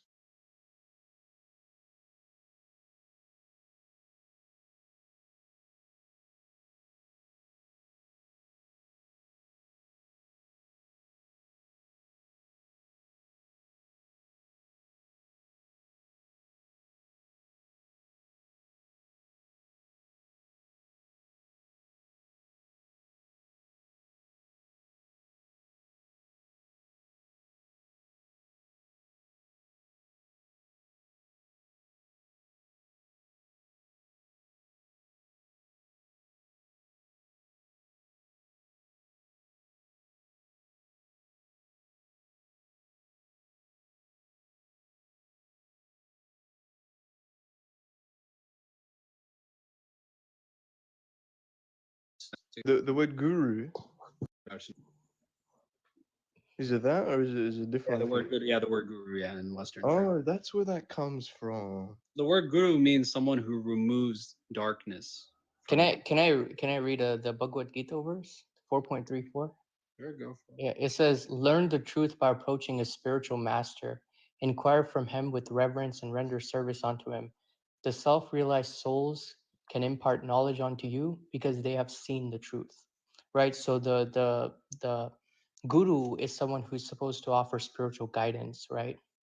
It could be through, there are many different sadhanas that a guru can give us, like spiritual practices, and help them attain that level of self-realization or God consciousness. So that is the role of a guru in Hinduism, and at his essence. So yeah. Hmm. Yeah, I guess there is a pretty big similarity there. Yeah. But I would say that's more of a good thing. That implies that there's only one God. Then, you know what I mean? If everyone's getting like a similar set of rules, Sure. of course, besides the Sunnis who have like, in our sense, deviated, but you know.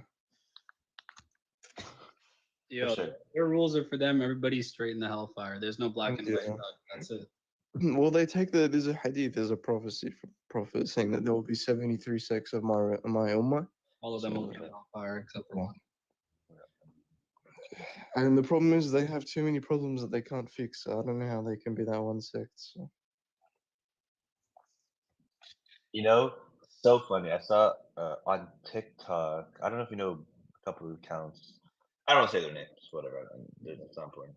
But yeah, I just came across. It was on my for you. I said it to Duke, and there's two people that are arguing about Akida, like the placement of Allah, and it got so heated I think I know who you're talking that about. yeah, okay, yeah, that dude, it turned into like, yo, pull up to my place, and the guy's like, you know where I'm at. I'm in this city. You want to talk? We can talk. Say this. I'm like, yo, what? It is not. They're ready to You see, throw this is the hands problem over when you Akida. don't have divine explanation, you reach conclusions like this. They Yeah. can't pick on what's right and what's wrong. So for us, it's clear cut. Whatever the imam says, that's it. That's it. There you go.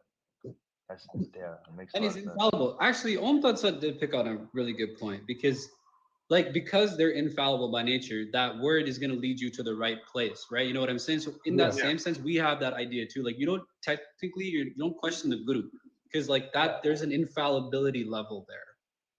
Yeah. And they will get you on the right track. You know, they're going to rightly guide you essentially. Well, the thing is with us, I'm not sure because the way I understood guru is that wait. So are they purified by God, or are they just through their actions they have reached a level of infallibility? A proper guru is purified. That could be either, right? Like, but some gurus are just born, like they're like from birth, sort of that way. I think there's different viewership on that within. Yeah. So yeah, we have two different types of infallibility. It's like what I just mentioned. There's one that's purified by God, and then there's the other form, which is a status you can reach as a fallible human being by just simply not committing sin. But it's harder than it sounds, you know. Yeah, exactly. Absolutely. Yeah, we have exactly. Yeah, the guru is sinless, like even in Hinduism. Yeah. Yeah. He's detached from the, And we would say that yeah, it's purified by God, right? God's divinity purifies it, and that would make him a proper guru. So that's also described. So yeah. Yeah. Yeah, man. Yeah, that's so wholesome. This is a great conversation. I'm glad we got to have this. Yeah, man. Like I may not hold the same beliefs as you, but so we have a saying from our first Imam, Amir al-Mu'mineen, alayhi salam, Ali ibn Abi Talib. Mm. He says, "If they are not your brother in faith, then they are your equal in humanity." Yeah, that's beautiful. That's really beautiful. Fire saying. Yeah. So I have no right to come in here and like, obviously I may not hold the same beliefs as you, but at the end of the day, you're still a human, and you know. Absolutely. All of our brains work in different ways. Yep. Yeah. Anyway, man, I have some stuff I want to go do. Yeah, sure. It's really nice talking to you lot. Maybe I Yeah. can come another time. Take care, man. Yeah. See you later. Yeah. And he's not the first, yo. Daguga. Daguga, aren't you Hindu? Not talk about at least not the first He said it with his whole chest. That's crazy. That's a I appreciate. man. That is not Sunni Islam. Yeah, that was great though. Yeah, man. We just need more Shia Muslims, I think. We really do, man. We really do. No exaggeration. We really do.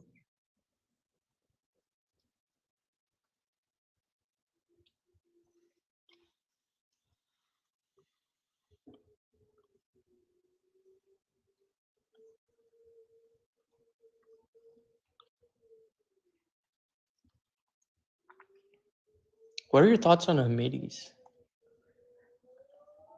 Ahmadi religion. I don't know what that is. Ahmadi, you don't know? Ahmadi, or I don't know how to say it. Ahmadi is whack. Well, it's just like it's Sunni Islam, but it's like There's a Ahmadi. huge group like on TikTok. Like they're mostly Pakistanis and some Yeah, are they're Bangladesh, mostly, but it comes from that region. yeah. So like they have like a lot of followers. If you go on their TikTok, they'll have like 300-400 people just viewing them. But the thing is, I just joined one. I was just absorbing, and they were talking about like Krishna and Ram for some reason. Yeah. Like, being So like prophets of God, and I'm like, yeah, they do that a lot. doesn't sound right. Like they think the avatar is same thing as prophet. That's what they do. They think it's synonymous. But and even Buddhism, they say like Buddha and Maitreya and all that, like all of them are like prophets of God at different times. So you know how he talked about like different prophets sent to different nations. So they kind of link it with the avatars in Hinduism for some reason. And they say there it's is equal to Quranic messengers or something like that. No, it's the same thing. Ahmadiyya and Ahmadiyya is the same thing. Yeah. Ahmadiyya is just what it's actually called. Okay, Ahmadiyya, yeah.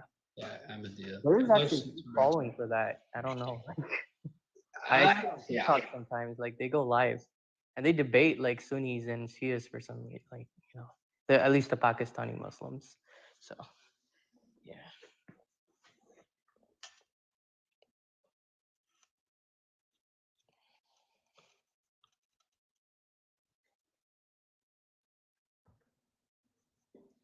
What exactly? All right, guys. I might wrap it up. I think we had 2 fire conversations. Yeah, it was good. No haters, so that's good. Well, one hater got on, so well, he wasn't even a hater; he's just dumb. But it was all good. Yeah. All right, easy, y'all. Easy, guys. Yep.